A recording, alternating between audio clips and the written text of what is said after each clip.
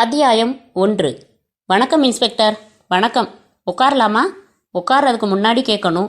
என்னை நேதாஜி சார் அனுப்பி வச்சாரு. எந்த நேதாஜி? என்ன தம்பி விளையாடுறீங்களா? சே இன்ஸ்பெக்டர், அண்ணா தம்பின்னு உறவு கொண்டாடுற வேலையெல்லாம் என்கிட்ட வேணாம். பாவம், உங்களுக்கு நேதாஜி சாரை பற்றி இன்னும் தெரியல. தெரியுமே, சுதந்திரத்துக்காக போராடின, மர்மமான முறையில் செத்துப்போன சுத்தமான வீரன் நேதாஜி. கிண்டல் வேணாம், விஷயத்துக்கு வரேன். வாங்க சீக்கிரம், எனக்கு வேலை இருக்குது. பாரில் தகராறு செஞ்சதா 2 பேரை பிடிச்சி லாக்கப்பில் வச்சுருக்கீங்களே, அவங்க நேதாஜி சாரோட ஃப்ரெண்ட்ஸ். அப்படியா? ரைட்டு. அதுக்கு என்ன? அவங்கள நீங்கள் வெளியில் விட்டுடணும். விட்டுடலாமே, நான் பெயிலபிள் அஃபென்ஸ் எதுவும் இல்லை. நீங்கள் ஒரு வக்கீலை கூட்டிகிட்டு வந்து தாராளமாக பெயிலில் எடுத்துக்கிட்டு போகலாம். அது எங்களுக்கு தெரியும். அவங்க பேரில் கேஸ் என்ட்ரி போடக்கூடாது, கோர்ட்டில் கேஸ் தாக்கல் பண்ணக்கூடாது. பேசாமல் என்னோட அனுப்பி வச்சிடணும். உங்கள் பேர் என்ன சொன்னீங்க? எங்கே சொன்னீங்க? இதை பாருங்க மிஸ்டர் கேர் ஆஃப் நேதாஜி, அவங்க 2 பேர் பேர்லையும் கேஸ் பதிவு பண்ணியாச்சு. கோர்ட்டில் தாக்கல் பண்ணத்தான் போகிறேன். வக்கீல் வந்து பெயிலில் எடுக்காம அவங்கள வெளியில் விட மாட்டேன். அப்புறம் ஆக நேதாஜியை பகச்சிக்கிறதுன்னு முடிவு பண்ணிட்டீங்க. யோ எந்திரியா, உன் கூட இவ்வளவு நேரம் பேசிக்கிட்டு இருந்ததே தப்பு. சார், ஒரு மினிஸ்டர் பையனை மதிக்க நீங்கள் தயாரா இல்லையா? சிட்டியில் நேதாஜி சாருக்கு 14 வைன் ஷாப் இருக்குது தெரியுமா? அவர்கிட்ட இருக்கிற ஆளுங்களை வச்சு ஒரு பேரணியே நடத்தலாம். எல்லாம் கோபக்கார ஆளுங்க, உத்தரவு எதுவும் கொடுக்க வேண்டியதில்லை. நேதாஜி சார் ஒருத்தரை லேசாக முறைச்சி பார்த்தாலே போதும், அந்த ஆளை பார்ட்டாக வெட்டி தந்தூரி அடுப்பில் வச்சு பஸ்பம் பண்ணிடுவாங்க. இதெல்லாம் யோசனை பண்ணி பார்த்துட்டு நீங்கள் முடிவெடுத்தா போதும். இன்னும் ஒரு 10 நிமிஷம் நீங்கள் இருந்தா என்னை கொலை செய்வேன்னு மிரட்டின குற்றத்துக்காக உன்னை அரெஸ்ட் பண்ணி லாக்கப்பில் தள்ள வேண்டியதாக இருக்கும். எப்படி வசதி? சில பேர் படித்து தெரிஞ்சுக்குவாங்க, சில பேர் பட்டுத்தான் தெரிஞ்சுக்குவாங்க. நான் வரேன். சேகர், சொல்லுங்க சார். இப்போ வந்தானே, அவன் எதில் வந்தான்? அம்பாசிடர் சார், நேதாஜியோடது சார். என்ன வயசு அந்த நேதாஜிக்கு? 27, 28 இருக்கும் சார். கல்யாணம் ஆயிடுச்சா? இன்னும் இல்லை சார். அவனை பற்றி கம்ப்ளீட் டீட்டெயில்ஸ் கலெக்ட் பண்ணி கொடுங்க. சரி சார். சார், நான் ஒன்று சொல்லலாமா? சொல்லுங்க சேகர். அந்த நேதாஜி பேண்ட் சட்டை போட்ட ஒரு நாகரிகமான பணக்கார ரவுடி சார். ஆசிட் அடிக்கிறவன், பாம் வீசுறவன், வெட்டிட்டு வர்றவன்னு பலதரப்பட்ட ஆளுங்களை வச்சிருக்கான். அரசியலில் யாரையாவது பழி வாங்கணும்னாலே வஜ்ரவேல் தன் பையன்கிட்ட ஒரு வார்த்தை சொல்லிடுவாரு. மிச்சத்தை நேதாஜி பார்த்துப்பான். அந்த குரூப் சம்மந்தப்பட்ட யார் மேலேயும் இதுவரைக்கும் சட்டப்பூர்வமான நடவடிக்கை எடுக்கப்பட்டதில்ல, எடுக்க விட மாட்டாங்க. அப்படியா? அப்போ ஒன்று செய்யலாமே சேகர். என்ன சார்? ஒரு பூட்டும் சாவியும் எடுத்துட்டு வாங்க. ஸ்டேஷனை இழுத்து மூடிட்டு வாடகைக்கு விடப்படும்னு போர்டு மாட்டிட்டு வீட்டுக்கு போய் டிவி பார்த்துக்கிட்டு இருக்கலாம். சாரி சார், நான் எதுவும் மிகையா சொல்லலை. இது வரைக்கும் அப்படித்தான் நடந்திருக்கு. அவங்க ஆளை திருப்பி அனுப்பிட்டீங்க. அடுத்து நம்ம டிபார்ட்மெண்ட்டில் பெரிய இடத்துல இருந்து ஃபோன் வரும். என்ன பண்ணுவீங்க? வரட்டும், இதோ வந்தாச்சு. ஹலோ, நான் சப் இன்ஸ்பெக்டர் சேகர் பேசுகிறேன். இருக்கார் சார்? ஒரு நிமிஷம் சார். இந்தாங்க, டிஐஜி பேசுகிறாரு. Hello, inspector Aravind speaking. Good morning sir. Good morning. பாரில் கலாட்டா செஞ்சதா 2 பேரை டீடைன் பண்ணியிருக்கீங்களா? இல்லை சார், முறையாக அரெஸ்ட் பண்ணி லாக்கப்பில் வச்சுருக்கேன். மத்தியானம் கோர்ட்டில் ப்ரொடியூஸ் பண்ணிவிடுவேன். இல்லை வேணாம், அவங்கள விட்டுடுங்க. லாயர் யாரும் வந்து ஜாமீன் எடுக்கலையே சார்? இன்னும் கேஸ் என்ட்ரி போடலையே? போட்டாச்சு சார். Case number 70812 sir. சரி பரவாயில்லை, விட்டுடுங்க. விசாரிச்சதில் அவங்க பேரில் தான் தப்புன்னு தெரிய வந்திருக்கே சார். ஹோட்டல் ஓனர் கம்ப்ளைண்ட் கொடுத்துருக்காரே சார். மொத்தம் 1.5 லட்சம் ரூபாய் மதிப்புள்ள சாமான்கள் உடஞ்சு போயிருக்கு சார். அதெல்லாம் சரிங்க. அந்த 2 பேரும் நேதாஜி ஃப்ரெண்ட்ஸாம். நேதாஜி தெரியுமில்ல, மினிஸ்டர் சன். அதனால தான் சொல்கிறேன், விட்டுருங்க, விவகாரத்தை முடிங்க. ரைட் சார், விட்டுடலாம். விவகாரத்தை எப்படி முடிக்கிறது? ஹோட்டல்காரரோட கம்ப்ளைண்ட்டுக்கு நீதி வழங்கணுமே. அவர் வந்து கேட்பாரே என்ன நடவடிக்கை எடுத்தீங்கன்னு. நிஜமான குற்றவாளிகளை கைகுலுக்கி டாட்டா காமிச்சு அனுப்பிட்டு பாதிக்கப்பட்டவங்க கிட்ட பச்சை போய் சொல்ல சொல்றீங்க. அரவிந்த், ரொம்ப அதிகமாக பேசுறீங்க. நீங்கள் நியாயமாக பேசுறதா நான் நினைக்கிறேன் சார். Cut arguments. இப்போ நான் சொல்கிறேன், எந்த கேஸும் இல்லாமல் அவங்க 2 பேரையும் விட முடியுமா முடியாதா? விடுறேன் சார். ஆனால் ஸ்டேஷனில் எனக்கு கீழே வேலை பார்க்குறவங்க ஏன் விட்டுட்டீங்கன்னு கேட்டால் டிஐஜி சார் ஃபோன் செஞ்சு விட சொன்னதால தான் விடுறேன்னு நான் சொல்லலாமா சார்? தாராளமாக சொல்லுங்க. அவங்க நம்பலன்னா what do you mean? Netaji கிட்ட லஞ்சம் வாங்கிட்டு நான் அவங்கள விட்டுட்டதா யாரும் நினச்சிடக்கூடாது சார். அதுக்கு என்ன செய்யணுங்கிறீங்க? இப்போ நீங்கள் ஃபோனில் சொன்ன இதே உத்தரவை உங்கள் லெட்டர் ஹெட்டில் எழுத்துப்பூர்வமாக போட்டு கையெழுத்து போட்டு அனுப்பி வச்சிங்கன்னா அடுத்த செகண்டே அவங்கள விட்டுடுறேன் சார். What nonsense? இது அஃபிஷியலாக சொல்கிற உத்தரவு இல்லை. அஃபிஷியலாக இல்லாத எந்த உத்தரவுக்கும் நான் கட்டுப்படணும்னு அவசியம் இல்லை சார். மிஸ்டர் அரவிந்த், யார்கிட்ட பேசுகிறோம்னு தெரிஞ்சுதான் பேசிக்கிட்டு இருக்கீங்களா? தெரியும் சார். அதிகபட்சம் என்ன டிரான்ஸ்ஃபர் பண்ணுவீங்க, அதானே? No problem. எனக்கு எல்லா ஊரும் பிடிக்கும். May I disconnect the telephone sir? கேட்காம வச்சுட்டா மரியாதையாக இருக்காது. யூ ஒரு சாதாரண இன்ஸ்பெக்டர், நீ இந்த பேச்சு பேசுகிற? சார், நானும் மரியாதை குறைச்சா உங்களுக்கு தான் அவமானம். உங்க ரேஞ்சுக்கு நான் சாதாரணமா தெரியலாம். சீஃப் மினிஸ்டர் பார்வையில நீங்க ஒரு சாதாரண டிஐஜியா தெரிவிங்க. பிரைம் மினிஸ்டர் பார்வையில அவர் ஒரு சாதாரண சிஎம்மா தெரிவாரு. அதனால வேணாம் சார், வச்சிடுறேன். சார், என்ன சேகர் அப்படி பாக்குறீங்க? உங்க அளவுக்கு கட்ஸி எனக்கு வராது சார். நான் சுத்தமா இருக்கேன், அதனால தைரியம் தானா வருது. அத்தியாயம் 2. அரவிந்த், அப்புறம் என்ன ஆச்சு? முதல்ல ஐஸ்கிரீம் சாப்பிட்றேனே. நோ, முதல்ல சொல்லி முடிங்க. டிவி சீரியல்ல முக்கியமான கட்டத்தில் கட் பண்ணி அட்வர்டைஸ்மெண்ட் போடுற மாதிரி சட்டுன்னு நிறுத்தினா எப்படி? ஆமா, நான் என்ன கதையா சொல்லிக்கிட்டு இருக்கேன்? அதை விட இன்ட்ரெஸ்டிங்காக இருக்கு. அப்புறம் நீ தான் சொல்ல, ஒரு ஜேர்னலிஸ்டால யூகிக்க முடியும். அப்புறம் என்ன நடந்திருக்கும்? கிளைமாக்ஸை சொல்லுங்க, விடை சொல்கிறேன். அவங்க 2 பேரையும் கோர்ட்டில் ஆஜர்படுத்தி கேஸ் ஃபைல் பண்ணீங்களா இல்லையா? இல்லை, எதுவும் நடவடிக்கை எடுக்காம லாக்கப்பை திறந்து அனுப்பி வச்சுட்டேன். மேஜை மேலே இருந்த என் மேட்ச் பாக்ஸை எடுத்து சிகரெட் பற்ற வச்சு ஊதிட்டு போனானுங்க. ஓகே, என்ன நடந்திருக்கும்னு நான் சொல்கிறேன். சொல்லு. அந்த மினிஸ்டர் வஜ்ரவேலே ஃபோன் பண்ணியிருப்பாரு. பண்ணினா விட்டுடுவேனா? குட்டி புலிக்கே பயப்படாதவன் கிளப்புலிக்கா பயப்படுவான்? அதானே. அப்போ உங்க டிஐஜி ஜீப் எடுத்துக்கிட்டு நேராவே வந்துட்டாரு, சரியா? வந்தா என்ன, அவர் ரேஞ்சுக்கு தலை வணங்காதனா அவர் முகத்துக்கு தலை வணங்கிடுவேனா? போன்ல பேசினாலும் நேர்ல பேசினாலும் நியாயம் ஒன்னாதானே இருக்க முடியும். சரி, நான் ஆட்டத்துக்கு வரல, நீங்களே சொல்லிடுங்க.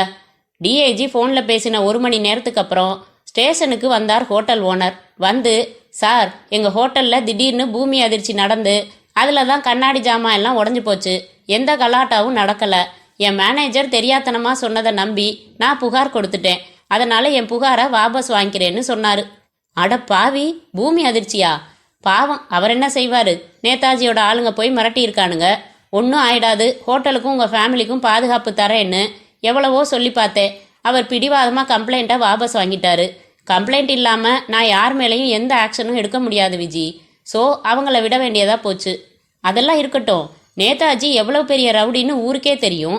ஒரு பத்திரிகையில் அவனோட அட்டூழியங்களை பற்றி தொடர்கட்டுரையே வந்துச்சு. அப்படிப்பட்டவனை எதிர்க்க எப்படி துணிச்சல் வந்துச்சு உங்களுக்கு?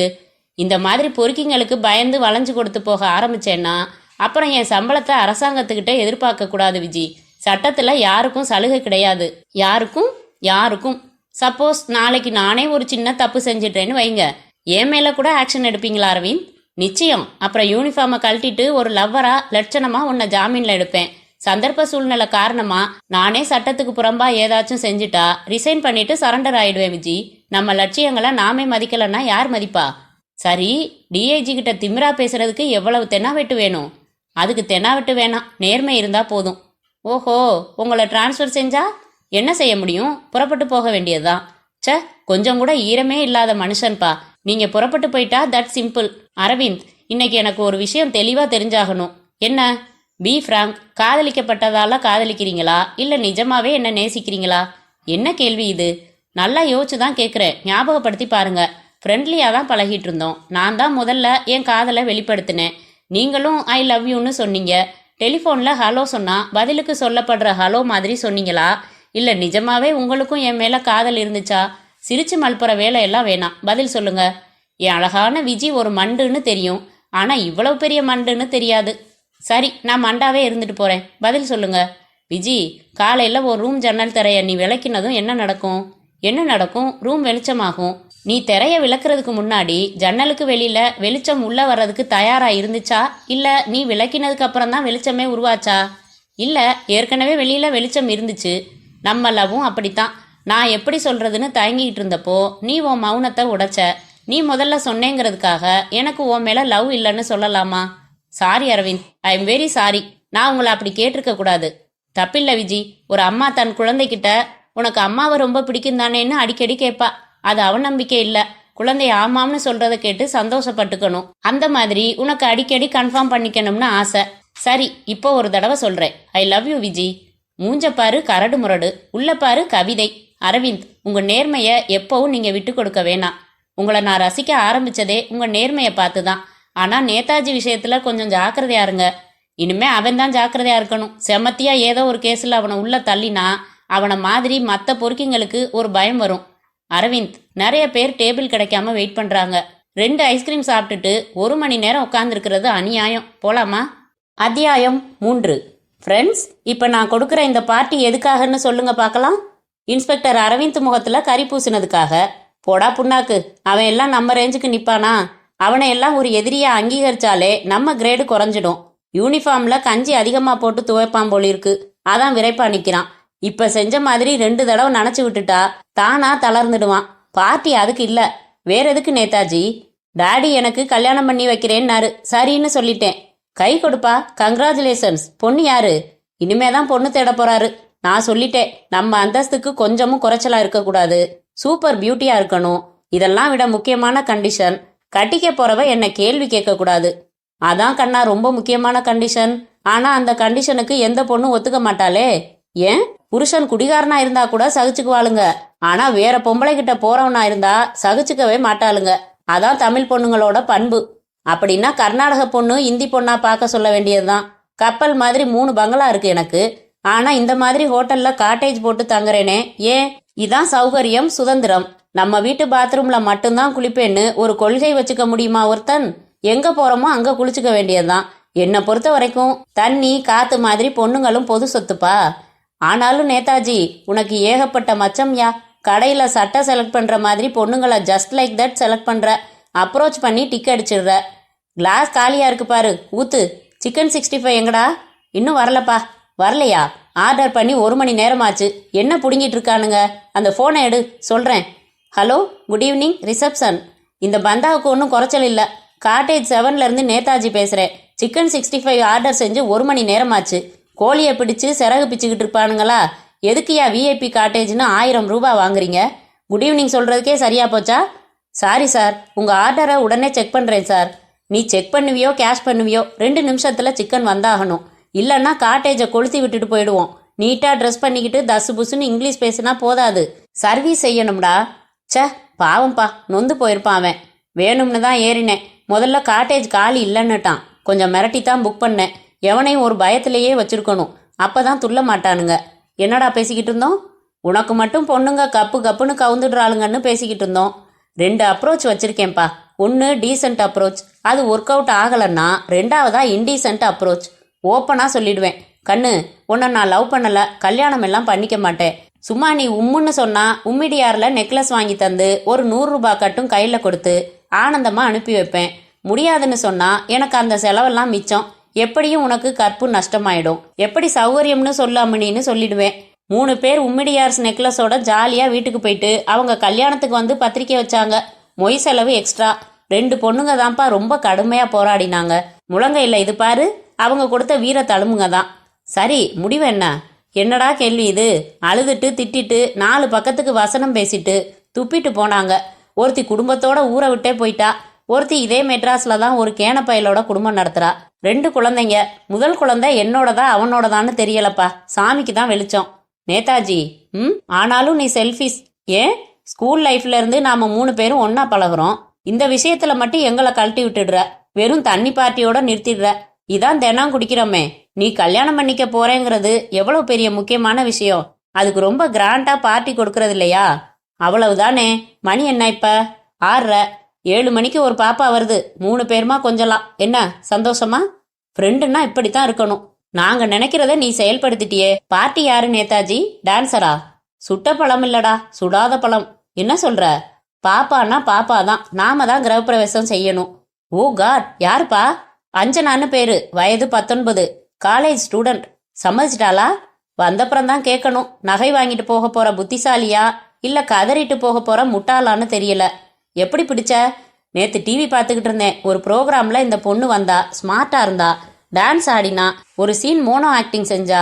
சினிமாவில் நடிக்க சான்ஸ் வந்தா நடிப்பீங்களான்னு கேட்ட கேள்விக்கு கண்டிப்பா நடிப்பேன்னா அப்புறம் அவ கூடவே போன்ல பேசினேன். என்ன சினிமா டைரக்டர் கம் ப்ரொடியூசர்னு அறிமுகப்படுத்திக்கிட்டேன். என் படத்துல நடிக்கிறது சம்பந்தமா ஸ்டில் டெஸ்ட் எடுக்கணும்னு சொல்லி இந்த காட்டேஜுக்கு இன்னைக்கு 7 மணிக்கு வர சொன்னேன். கண்டிப்பா வரேன் சார்னு உற்சாகமா சொல்லியிருக்கு பாப்பா. வரும்.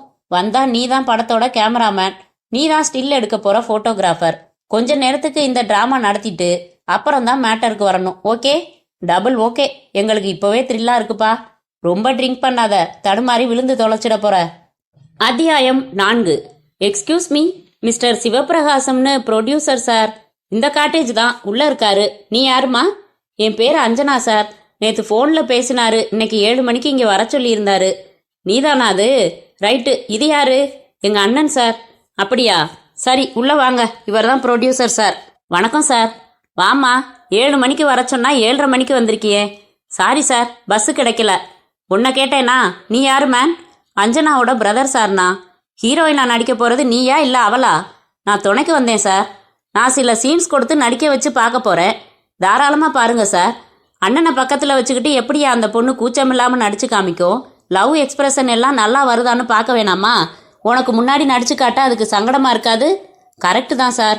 ஏம்மா அஞ்சனா, பாவாடை தாவணியோட வந்திருக்கியே, வேற மாடர்ன் காஸ்டியூம்ஸ் கொண்டாந்துருக்கியா? சுடிதார், மிடி இந்த மாதிரி? அதெல்லாம் என்கிட்ட இருக்கு சார், ஆனால் கொண்டாட சொல்லி நீங்கள் சொல்லலையே. ஏம்மா, ஸ்டில் டெஸ்ட்டுன்னு சொன்னேன்ல, புரியாதா? மாடர்ன் காஸ்டியூம் உனக்கு சூட் ஆகுமான்னு நான் தெரிஞ்சுக்க வேணாமா? முன்ன பின்ன சினிமா கம்பெனிகளுக்கு போனதில்லையா? சாரி சார், போனதில்லை, இதான் முதல் தடவை. அதான் பாவம், ஒன்றும் தெரியல. ஏன்பா, உன் பேர் என்ன? வெங்கடரமணன் சார். இந்தா பிடி, இதில் எவ்வளவு இருக்குன்னு பாரு. எதுக்கு சார்? அட எண்ணி பார்ப்பா. 2000 ரூபாய் இருக்கு சார். ஆட்டோ பிடிச்சிக்கிட்டு பாண்டி பஜார் நாயுடு ஹாலுக்கு போ. ஃப்ரீ சைஸ்ன்னு சொல்லி நல்ல டிசைனில் கலர்ஃபுல்லாக ஒரு சுடிதார், ஒரு மிடி, உன் தங்கச்சிக்கு எது எடுப்பாக இருக்கும்னு பார்த்து வாங்கிட்டு வா. சட்டுன்னு வரணும். அது வரைக்கும் நான் நடிப்பு எப்படி வருதுன்னு பார்த்துக்கிட்டு இருக்கேன். எனக்கு லேடிஸ் ட்ரெஸ் செலக்ட் பண்ண தெரியாது சார்.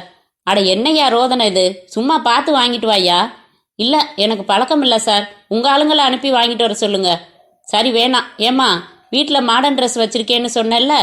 ஆமாம் சார், நிறையா இருக்குது. யோ வெங்கடரமணா, இதையாவது செய். உங்கள் வீட்டுக்கு போய் உன் தங்கச்சி ட்ரெஸ்ஸை 2-3 எடுத்துட்டு வா. இதுக்கு எங்கள் ஆளுங்களை அனுப்ப முடியாது. அவசியம் ட்ரெஸ்ஸு மாற்றி பார்க்கணுமா? என் தங்கச்சிக்கு மாடர்ன் ட்ரெஸ்ஸு நல்லா சூட் ஆகும் சார். பார்த்துட்டு அதை நான் சொல்லணும். அண்ணா போயிட்டு வா. கருப்பு கலரில் ஜரிகை பூ போட்ட சுடிதாரும் பிங்க் கலர் மிடியும் எடுத்துக்கோ. உனக்கு தெரியலன்னா அம்மாவை கேளு, எடுத்து தருவாங்க. தங்கச்சியே சொல்லியாச்சு, போயிட்டு வாயையா. சரி, போயிட்டு வந்துடுறேன். ஏம்மா, என்ன உங்கள் அண்ணன் இப்படி படுத்துறான்? நாளைக்கு ஷூட்டிங்லையும் இந்த மாதிரி கேள்வி கேட்டு தொணப்புவானா?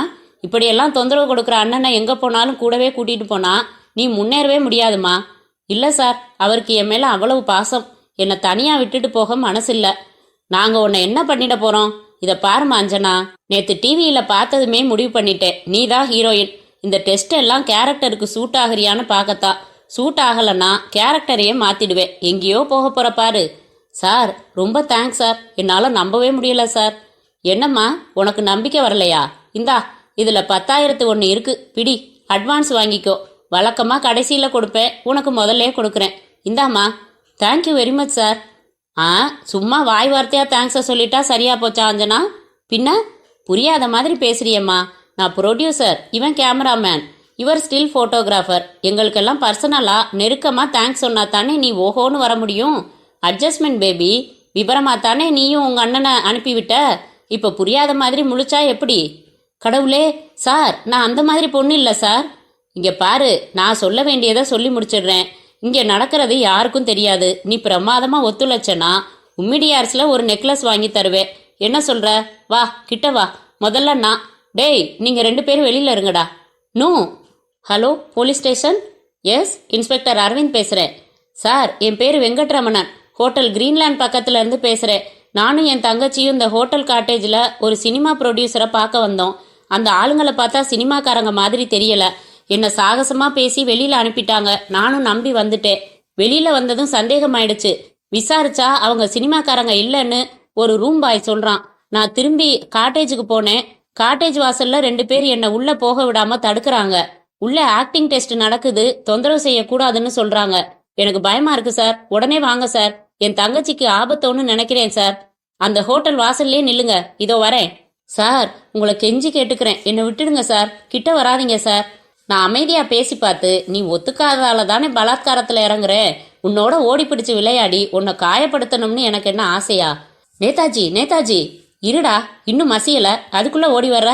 நேதாஜி, போலீஸோட வந்துட்டா இவ அண்ணன். இதை பாரு, பெல் அடிக்கிறது அவங்க தான். என்ன சார், என்ன வேணும்? இவரோட தங்கச்சி எங்க? உள்ள டைரக்டர் கிட்ட ஆக்ட் பண்ணி காமிச்சுக்கிட்டு இருக்கு சார். ஏன், என்ன பிரச்சனை? வழி விடுறியா? நாங்கள் உள்ளே போகணும். தாராளமாக போங்க இன்ஸ்பெக்டர். அஞ்சனா, பத்தாதுமா. இந்த டயலாக் சொல்கிறப்ப இன்னும் எமோஷனல் ஆகணும், தொண்டை கட்டணும். என்னையா அது, ட்ரெஸ் எடுத்துகிட்டு வர போயிட்டு போலீஸை கூட்டிகிட்டு வந்திருக்க? இந்த பொண்ணு ஏன் கண் கலங்கி நிற்கிது? இக்கட்டான சீன் நடிச்சு காட்டுச்சு சார். சோகமான சீனில் கண் கலங்காதா? Wonderful acting. ஏமா, இவர் சொல்கிறது நிஜமா?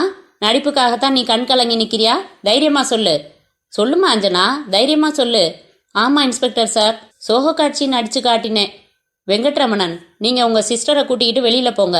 என்ன மிஸ்டர் நேதாஜி, உள்ள தொழிலெல்லாம் விட்டுட்டு எப்போ சினிமா எடுக்க ஆரம்பிச்சிங்க? என்ன அதிர்ச்சியா இருக்கா? காட்டேஜ் என்னவோ சிவப்பிரகாசம்னு தான் எச்சரிக்கையாக புக் பண்ணியிருக்கீங்க. ஆனால் மூஞ்சியை மாற்றிக்க முடியாதுல்ல. ஸ்டேஷனில் உங்களுக்குன்னு தனியாக ஒரு ஃபைலே வச்சுருக்கேனே.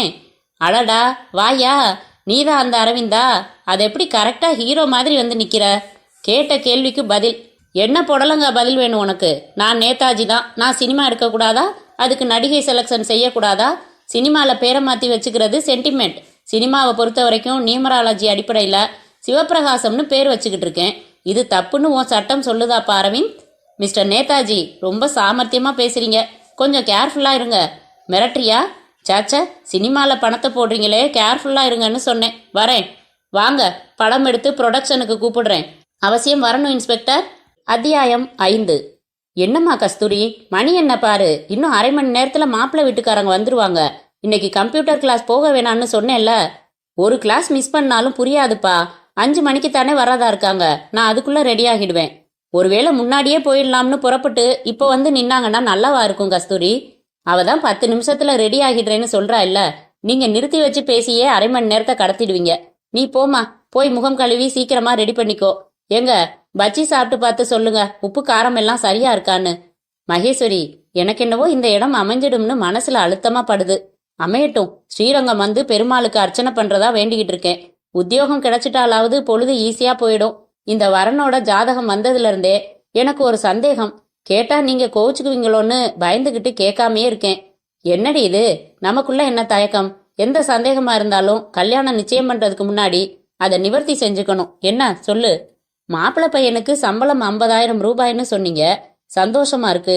ஆனா ஒரு ஃபைனான்ஸ் கம்பெனில உதவி மேனேஜர் உத்தியோகம்னு சொன்னீங்களே, அதான் யோசனையா இருக்கு. நான் அந்த கம்பெனி ஆபீஸுக்கே போய் பையனை அவரோட சீட்லயே பார்த்துட்டு வந்தது எதுக்குங்கிற? ஊர்ஜிதம் பண்ணிக்கத்தான். அதுல எல்லாம் சந்தேகப்படுறதுக்கு எதுவும் இல்லடி. First class office, AC room. கல்யாணத்துக்கு அப்புறம் கஸ்தூரிக்கும் அவரோட ஆபீஸ்லயே வேலை வாங்கி கொடுத்துருவார் பாரேன். ஏன் சந்தேகம் அது இல்லைங்க. வேற என்ன? அன்னைக்கு எங்க அண்ணா வந்திருந்தப்ப நீங்களும் அவரும் இன்னைக்கு எக்கச்சக்கமா இருக்கிற ஃபைனான்ஸ் கம்பெனிகளை பத்தி பேசினீங்களே, ஞாபகம் இருக்கா? 24% டெபாசிட்டுகளுக்கு தந்தா அதுக்கும் மேல வருமானம் வர்ற மாதிரி புத்திசாலித்தனமா அவங்க இன்வெஸ்ட் செய்யணும். அதுல தப்பு செஞ்சா தாக்கு பிடிக்க முடியாத கம்பெனிய இழுத்து மூடிட வேண்டியதாயிடும்னு அண்ணன் சொன்னாரு. ஆமா. ஓ, மாப்பிள்ள வேலை பார்க்குற கம்பெனிய அந்த மாதிரி மூடிட்டா இவர் வேலை போயிடுமேன்னு கவலைப்படுறியா? ஆமாங்க, ரொம்ப நியாயமான கவலை தான். அதையும் விசாரிச்சுட்டேன். இவர் வேலை பார்க்குற கம்பெனி 15 வருஷமா இந்த ஃபீல்டுல பிரபலமா இருக்கிற கம்பெனி. அதனால ஒரு பிரச்சனையும் வராது. அப்படியே வந்தாலும் இவர் படிப்புக்கும் அனுபவத்துக்கும் 2 நாள்ல வேற கம்பெனியில வேலை வாங்கிட முடியும். ஏங்க, கார் சத்தம் நம்ம வீட்டு வாசல்லையான்னு பாருங்க. ஆமா, அவங்க தான் மகேஸ்வரி. கரண்டி அப்படி வை, அவங்கள வரவேற்போம் முதல்ல. வாங்க வாங்க, எல்லாரும் வாங்க. நமஸ்காரம், உட்காருங்க. இது என் ஒய்ஃப் மகேஸ்வரி. மாமனார் பாலக்காட்டுல ரியல் எஸ்டேட் பிஸ்னஸ் பண்றாரு. வணக்கம்மா, நான் பையனுக்கு அப்பா. இவ பர்வதம் என் ஒய்ஃப். இவ ஸ்லோச்சனா எங்க மூத்த பொண்ணு. மெட்ராஸ்லேயே தான் கட்டி கொடுத்துருக்கோம். மாப்பிள்ளைக்கு எக்ஸ்போர்ட்ஸில் அசோசியேஷனில் ஏதோ ஒரு முக்கியமான மீட்டிங் இருக்குன்னு புறப்பட்டு போயிட்டாரு. இந்த வாண்டு பையன் என் பேரன், சுதாகர்னு பேரு. யூகேஜி படிக்கிறான். வீட்டில் அம்மா கிட்ட இங்கிலீஷில் தான் பேசுவார் துரை. டேய், அவங்களுக்கு ஹலோ சொல்லு. போங்க தாத்தா. மகேஸ்வரி, முதல்ல எல்லாருக்கும் தண்ணி கொண்டாந்து கொடு. சம்மர் முடிஞ்சிட்டாலும் வெக்க குறையல இல்லை? ஆமாங்க. முந்தா நாள் நான் உங்கள் பையனை அவரோட ஆஃபீஸில் போய் பார்த்து பேசினேன். 4 தடவை ஃபோன் செஞ்சு பார்த்தேன். லைன் என்கேஜாகவே இருந்துச்சு. சரின்னு தான் நேர்லேயே போயிட்டேன். சொன்னான், ஏன்பா சிவா, அவர்கிட்ட ஏதோ கொடுக்கணும்னு எடுத்துக்கிட்டு வந்தியே, கொடு. இந்தாங்க, ஆஃபீஸுக்கு வந்தப்ப எங்கள் கம்பெனியோட ஸ்கீம்ஸ் பற்றி விசாரிச்சிங்க இல்லையா? இந்த ஹவுஸ் ஜேர்னலில் எல்லா விவரமும் இருக்குது. கம்பெனி ஆரம்பித்த வருஷம், annual report, assets and liabilities, complete details இருக்குது. நிதானமாக படித்து பாருங்க. இருக்கட்டும், ஒரு நிமிஷம், இதை வந்துட்டேன். கஸ்தூரி, ரெடியா? வா, அம்மாவும் நீமா டிஃபன் தட்டை எடுத்துட்டு வாங்க. கொடுத்துட்டு உக்காந்துக்கோ. சரிப்பா. பையன் எப்படி இருக்கான்? நான் எங்கப்பா பார்த்தேன்? கதவுக்கு பின்னாடில இருந்து நீ எட்டி பார்த்ததை நான் பார்த்துட்டேன். சொல்லு, நான் சொன்ன மாதிரியே ஹீரோ மாதிரி இல்லை? போங்கப்பா. சரி வா, லேட் பண்ணக்கூடாது. எல்லாரும் சாப்பிடுங்க. கஸ்தூரி, அந்த ட்ரேயை அம்மா கிட்ட கொடுத்துட்டு பெரியவங்கள நமஸ்காரம் பண்ணிக்கம்மா. நல்லா இருமா. என்னம்மா படிச்சிருக்க? BSc botany. பரவாயில்ல, உட்காருமா. எந்த காலேஜில் படித்த? Queen Mary's. எந்த வருஷம் படிப்பு முடிச்ச? 92ல் முடித்தேன். எம்எஸ்சி பண்ணலையா? நான் தான் போதுமான்னு சொல்லிட்டேன். அவளுக்கு எம்எஸ்சி எம்ஃபில் பிஹெச்டின்னு படிச்சுக்கிட்டே இருக்கணும்னு ஆசை. படிப்பு முடிச்சு இந்த 3 வருஷம் என்னம்மா செஞ்ச? பொழுது போகணும், படித்த படிப்பும் வீணாக போகக்கூடாது, அதனால வேலைக்கு போகலாம்னு ட்ரை பண்ணேன். சரியான வேலை கிடைக்கல. ஒரு ஆஃபீஸில் 4 மாதத்துக்கு ஒரு டெம்பரரி வேலை கிடச்சிது. அதை பார்த்தேன். டைப்ரைட்டிங், ஷார்ட் ஹேண்ட் முடித்தேன். ஹிந்தி, ஃப்ரெஞ்சு கற்றுக்கிட்டேன். கர்நாடிக் மியூசிக்கும் வீணையும் கற்றுக்கிட்டேன். இப்போ கம்ப்யூட்டர் டிசிஏ கோர்ஸ் போயிட்டுருக்கேன். கர்நாடிக் மியூசிக்னா என் பையனுக்கு ரொம்ப இஷ்டம். டிசம்பரில் தேடி தேடி போய் கச்சேரிகள் கேட்டுட்டு வருவான். திடும் திடும்னு அலறுதே இப்போ வர்ற சினிமா பாட்டு, அதெல்லாம் வீட்டில் வச்சா எரிஞ்சு விடுவான். ஒரு நல்ல கீர்த்தனை பாடுமா. மருகேலரா ஓ ராகவா என்று அவள் பாடத் தொடங்கினாள். இன்னொரு கீர்த்தனை பாட சொல்லட்டுமா? இல்லை, போதும், வெளிப்படையாக பேசிடலாம். எங்களுக்கு பொண்ணை பிடிச்சிருக்கு. ஆனால் இந்த காலம் நம்ம காலம் மாதிரி இல்லையே. பையன் கொஞ்சம் தனியாக பேசணும்னு விருப்பப்படுறான். தாராளமாக பேசட்டும், வாழ்க்கை சமாச்சாரமாச்சே. மகேஸ்வரி, அந்த ரூமில் சேர் போட்டு ஃபேன் போட்டுட்டு வா. கஸ்தூரி, போம்மா, உட்காரு. இல்லை, பரவாயில்ல, நல்லா பாடின, தேங்க்ஸ். எல்லாருக்கும் குரல் அமையறதில்ல, தேங்க்ஸ். கல்யாணத்துக்கு அப்புறம் உனக்கு வேலைக்கு போகிற இன்ட்ரெஸ்ட் இருக்கா? உங்கள் வீட்டு சூழ்நிலையும் நீங்களும் அனுமதிச்சா வேலைக்கு போக விரும்புகிறேன். அதில் ஒன்றும் பிரச்சனை இல்லை. இன்ஃபேக்ட் நான் வேலைக்கு போகிற பொண்ணாக தான் பார்க்க சொன்னேன். ஏன் அப்படி? வேலைக்கு போகிற பொண்ணுன்னா மெச்சூரிட்டியும் தைரியமும் உலக அறிவும் அதிகமாக இருக்கும். எனக்கு வர்ற மனைவி அப்படியெல்லாம் இருக்கணும்னு என் எதிர்பார்ப்பு. வேலைக்கு போகாத பொண்ணுக்கிட்ட அதெல்லாம் இருக்காதா? இருக்கும். வேலைக்கு போகிற பொண்ணுங்க கிட்ட கொஞ்சம் அதிகமாக இருக்கும். என்ன மாதிரியே உனக்கும் கர்நாடிக் மியூசிக் பிடிக்கும்னு தெரிஞ்சதும் சந்தோஷமாக இருந்துச்சு. எனக்கு லைட் மியூசிக்கும் பிடிக்கும். வீட்டில் சினிமா பாட்டு கேட்கக்கூடாதா? தாராளமாக கேட்கலாம். எங்கள் அம்மா கொஞ்சம் ஜாஸ்தியாக சொல்லிட்டாங்க. உனக்கு கார்டனிங்கில் ஆர்வம் உண்டா? எங்கள் வீட்டில் தோட்டம் எதுவும் இல்லாததால அதுக்கு வாய்ப்பு இல்லை. எங்கள் வீட்டில் தோட்டம் இருக்குது. சண்டேல டவுசர் போட்டுக்கிட்டு தோட்ட வேலையில் இறங்கிடுவேன். நீ ஏதாச்சும் என்னை கேட்கணும்னா தாராளமாக தயங்காமல் கேட்கலாம். நீங்கள் வேலையில் சேர்ந்து எத்தனை வருஷமாச்சு? 5 வருஷமாச்சு. என்ன வெஹிக்கிள் வச்சுருக்கீங்க? ஹீரோ ஹோண்டா வச்சுருக்கேன். கம்பெனிலேருந்து ஒரு ஃபியட் கொடுத்துருக்காங்க. கஸ்தூரி, உன்னை எனக்கு பிடிச்சிருக்கு. என்ன உனக்கு பிடிச்சிருக்கா? உனக்கு இந்த கல்யாணத்தில் முழு சம்மதம் இருக்கா? தயங்காமல் உன் கருத்தை சொல்லலாம். என்ன உனக்கு பிடிக்கலன்னா ஓப்பனாக பிடிக்கலன்னு சொல்லிடு. இல்லை, பிடிச்சிருக்கு. ரைட்டு, வா போகலாம். அவங்க எல்லாம் வெயிட் பண்ணிட்டு இருப்பாங்க. கையை கொடுமா கஸ்தூரி, நீ ரொம்ப அதிர்ஷ்டசாலி. வரதட்சணையை பற்றி ஒரு பேச்சு கூட இல்லாமல் எல்லாம் உங்கள் இஷ்டம்னு ஒரே வரியில் முடிச்சுட்டாங்க பாரு. ரொம்ப தன்மையான குடும்பம், அடக்கமான மாப்பிள்ளை. நீங்கள் செலக்ட் செஞ்சவராச்சேப்பா. ஏண்டி, என்ன கேட்டார் அவரு? போம்மா. மகேஸ்வரி, உனக்கு விவஸ்தையே இல்லை. சின்னஞ்சிறுசுங்க கல்யாணம் பண்ணிக்க போகிறவங்க ஏதோ பேசியிருப்பாங்க, அதை போய் கேட்டுக்கிட்டு. அப்படி ஒன்றும் ரகசியம் இல்லைப்பா. கல்யாணத்துக்கு அப்புறம் நீ ஒரு வேலை கிடைச்சி போகிறதா இருந்தா கூட எனக்கும் என் குடும்பத்துக்கும் சம்மதம்னு தான் சொன்னார். அப்புறம் பிடிச்சிருக்கான்னு கேட்டார். மேலுதட்ட முழுசா மறைக்கிற மாதிரி இருக்கிற மீசை மட்டும்தான் பிடிக்கலன்னு சொன்னேன். அடி பாவி, நிஜமா சொன்னியா இதை? இப்படி சொல்லணும்னு நினச்சிக்கிட்டேன். அடுத்த தடவை பார்க்குறப்போ சொல்லிடு. முதல்ல பட்டு புடவையை அவுத்துட்டு வந்துடுறேனே, வெயிட்டா இருக்கு. அத்தியாயம் 6. அஞ்சனா, என்னம்மா? மணி 8 ஆச்சேம்மா. அதுக்கென்ன? வெங்கட்ரமணா ஆஃபீஸ் விட்டதும் டான்னு 6 மணிக்கெல்லாம் வந்துடுவானேம்மா. என்னம்மா நீ? அண்ணன் என்ன பொம்பளையா? யாராச்சும் ஃப்ரெண்ட்ஸோட பேசிக்கிட்டு இருக்கலாம், வந்துடும். தொணன்னு பேசாமல் என்னை டிவி பார்க்க விட. அவன் ஆஃபீஸுக்கு ஒரு ஃபோன் அடித்து கேட்டுடேன். ஏன் தான் இப்படி நீ பதறி தொலைக்கிறியோ? போய் கதவை தர, அண்ணனா தான் இருக்கும். யாரு? என்ன வேணும்? மிஸ்டர் வெங்கடரமணன் வீடு இதான். நீங்க? அவனோட அம்மா. அவங்க? அவன் தங்கச்சி. என்ன விஷயம் சொல்லுங்க. என் பேரு பரமேஸ்வரன். என் கார்ல வந்துகிட்டு இருந்தப்ப பெசன் நகர்ல உங்க பையன் மேல மோதிட்டேம்மா. மிஸ்டேக் என் மேலதான். ஐயோ, அவனுக்கு என்னாச்சு? பதறாதீங்க, சின்ன காயம்தான். ஆனா அதிர்ச்சியில மயக்கம் போட்டு விழுந்துட்டாரு. நல்ல வேளை பக்கத்திலேயே ஒரு டாக்டர் வீடு இருந்துச்சு. அங்க அவரை தூக்கிட்டு போனேன். டாக்டர் காயத்துக்கு மருந்து போட்டு ஊசி போட்டாரு. இப்பதான் மயக்கம் தெளிஞ்சு அவர் உங்க அட்ரஸ சொன்னாரு. டாக்டர் அவரை இன்னைக்கு ஒரு நாளைக்கு அங்கேயே தங்கிட்டு நாளைக்கு வீட்டுக்கு போக சொன்னாரு. இந்த விபரத்தை எல்லாம் உங்ககிட்ட சொல்லிட்டு வீட்டுல யாராவது ஒருத்தர் இருந்துகிட்டு நீங்களாவது இல்ல அவர் தங்கச்சியாவது அவருக்கு மாத்து ட்ரெஸ், கைலி, துண்டு இதெல்லாம் எடுத்துக்கிட்டு வர சொன்னாரு. ஏன் சார், பயப்படுறதுக்கு ஒண்ணும் இல்லையே? எதுவும் இல்ல சிஸ்டர். அதான் அவரே பேசுறாருன்னு சொல்றேனே. பின்மண்டையில அடிபட்டதால திடீர்னு பிளாக் அவுட் ஆகலாம்னு சொல்லிதான் ஒரு ராத்திரி தங்கி பார்த்துட்டு போக சொல்றாரு டாக்டர். யார் வரீங்க? நான் வெயிட் பண்ணி கூட்டிட்டு போறேங்க. அஞ்சனா, நீ வீட்டை பார்த்துக்கோ, நான் போறேன். நீ சும்மா இருமா. ஒரு சின்ன விஷயத்துக்கே நீ பதறுவ. அண்ணனுக்கு கட்டு எதுவும் போட்டிருப்பாங்க, அதை பார்த்துட்டு உன் பிபி ஏறிக்கும். அப்புறம் உனக்கும் வைத்தியம் பார்க்க வேண்டியதாயிடும். நானே போறேன். அங்க போய் பார்த்துட்டு பக்கத்து வீட்டு ஃபோன்ல உன்னை கூப்பிடுறேம்மா. சரிம்மா. அவனுக்கு பிடிக்குமேன்னு பூரி மாவு பிசைஞ்சு வச்சேன் இன்னைக்கு. 4 பூரி போட்டு தரேன், எடுத்துட்டு போறியா? காயம் பட்டு படுத்து கிடக்கிறப்ப நாக்கு ருசிக்காதுமா. அப்படியே மாவை எடுத்து வச்சு நாளைக்கு செஞ்சு கொடு. சரி, நான் இவர் கூட புறப்படுறேம்மா. அண்ணன் சொன்னதையெல்லாம் எடுத்துக்கிட்டேன். பணம் எதுவும் எடுத்துக்கிட்டியா அஞ்சனா? வச்சிருக்கேன், நான் பார்த்துக்கிறேம்மா. பெசன்ட் நகர் தாண்டிட்டோம் போலிருக்கே. விபத்து நடந்தது எக்ஸ்டென்ஷன் ஏரியாவில். எங்கள் அண்ணன் எதுக்கு இங்கே வந்துச்சான் தெரியல, அதெல்லாம் நான் கேட்கல. யாரையாச்சும் பார்த்து பேச வந்திருக்கலாம்.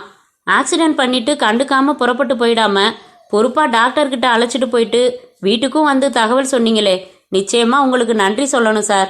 என்னங்க நீங்கள் தப்பு செஞ்சது நான். இதெல்லாம் மனிதாபிமானத்தோட செஞ்சாலும் ஒரு குற்ற உணர்ச்சியோட தான் செஞ்சுக்கிட்டு இருக்கேன் தெரியுமா? பரவாயில்ல விடுங்க. வேணும்னா மோதுவாங்க. இந்த வீடா இருட்டா இருக்கு? இதான் இறங்குங்க, உள்ளே போகணும். வாங்க, இப்படி வாங்க. நாய் இருக்கு போலிருக்கு. அது சும்மா முறைக்கும், கடிக்காது. சும்மா வாங்க. யாரையும் காணோம். உங்கள் அண்ணனை மாடி ரூமில் தான் படுக்க வச்சிருக்காரு. வாங்க, இந்த ரூம் தான். உள்ளே போங்க, நான் கீழே டாக்டர் இருக்காரான்னு பார்த்துட்டு வந்துடுறேன். அண்ணா வாம்மா. கதாநாயகி சௌக்கியமா? ஐயோ, நீங்களா சார்?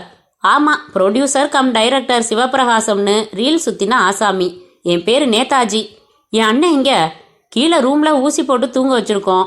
நம்ம ஆள் வந்து ஆக்சிடென்ட் அது இதுன்னு செமத்தியாக கதை விட்டுருப்பானே. எப்படி நம்ம ட்ரைனிங் பாத்தியா? என்ன இதெல்லாம் தெரியல? இது கட்டில், இது பால், இது பழம். அன்னைக்கு உங்கள் அண்ணன் போய் ஒரு அராத்து பிடிச்ச இன்ஸ்பெக்டரை கூட்டிகிட்டு வந்துட்டதால உன் அரங்கேற்றம் பாதியிலே நின்று போச்சு இல்லையா? அதான் இன்னைக்கு முதல்ல இருந்து மறுபடியும் ஆரம்பிக்கலாம்னு. நோ, என்னாச்சு? போகலை? கதவை வெளிப்பக்கம் தாழ்பால் போட்டு வச்சுட்டானுங்களா? விஷமக்கார பசங்க. அடடா, இது ஏசி ரூம் வேறையா? நீ கத்தினாலும் வெளியில் கேட்காது போலிருக்கே. அஞ்சனா, இப்போ தெளிவாக பேசிடலாம். ஓட்டப்பந்தயம் முதல்ல நடத்திட்டு அப்புறம் மல்யுத்தம் நடத்தலாமா, இல்லை நேராக 2வது விளையாட்டுக்கு போகலாமா? எனக்கு ரெண்டும் ஓகே. கொஞ்சம் அநாகரிகமாக ஜாக்கெட்டை எல்லாம் கிழிக்கணுமேனு பார்க்குறேன். சார் வேணாம் சார், என்னை விட்டுடுங்க. என்னை நாசம் பண்ணிடாதீங்க சார். கிட்ட வராதிங்க ப்ளீஸ். உங்கள் காலில் விழுறேன் சார். நான் உங்கள் தங்கச்சி மாதிரி சார். அடுத்த ஜென்மத்தில் வேணும்னா அப்படி வச்சுக்கலாம் டார்லிங். கமான், டயத்தை வேஸ்ட் பண்ணாத. பாரா, தோதா கரண்ட் ஆஃப் ஆயிடுச்சா? இல்லை நம்ம குறும்பு பசங்க மெயின் ஆஃப் பண்ணிட்டாங்களா? எங்கே இருக்க நீ? அஞ்சனா, நோ, தொடாதீங்க. தொடாமல் எப்படிம்மா? நீ என்ன குந்தி தேவியா, இல்லை நான் என்ன சூரிய பகவானா? வாடின்னா. அத்தியாயம் 7. ஹலோ, இன்ஸ்பெக்டர் அரவிந்த் இருக்காரா? ஸ்பீக்கிங். ஒரு புகார் கொடுக்கணும் சார். வாங்க மேடம், எந்த நேரம் வேணும்னாலும் நீங்கள் ஸ்டேஷனுக்கு வந்து புகார் கொடுக்கலாம். ஏன் நீங்கள் வீட்டுக்கு வந்து புகார் வாங்கிக்க மாட்டீங்களா? ரொம்ப முக்கியமான விஐபினா வீட்டுக்கு வருவோம். நீங்கள் யாருன்னு இன்னும் அறிமுகப்படுத்திக்கலையே. ஒரு உருப்படாத காதலனோட வேற வழி இல்லாத காதலி. அட பாவமே, புகார் யார் மேல மேடம்? அந்த காதலன் மேலதான். என்ன புகார்? அந்த ஆளு நேற்று ஈவினிங் என்ன காந்தி மண்டபத்தில் வெயிட் பண்ண சொன்னாரு. நானும் பொழப்பத்தவ மாதிரி பத்திரிகை வேலைகள் எல்லாம் ஒதுக்கி வச்சுட்டு 4:30 மணிக்கே போய் உக்காந்துட்டேன். 5 மணிக்கு அவர் வரல. 5:30, 6, 6:30, 7, 7:30 அவர் வரல. செத்துப்போன காந்தியே வந்தாலும் வருவாரு.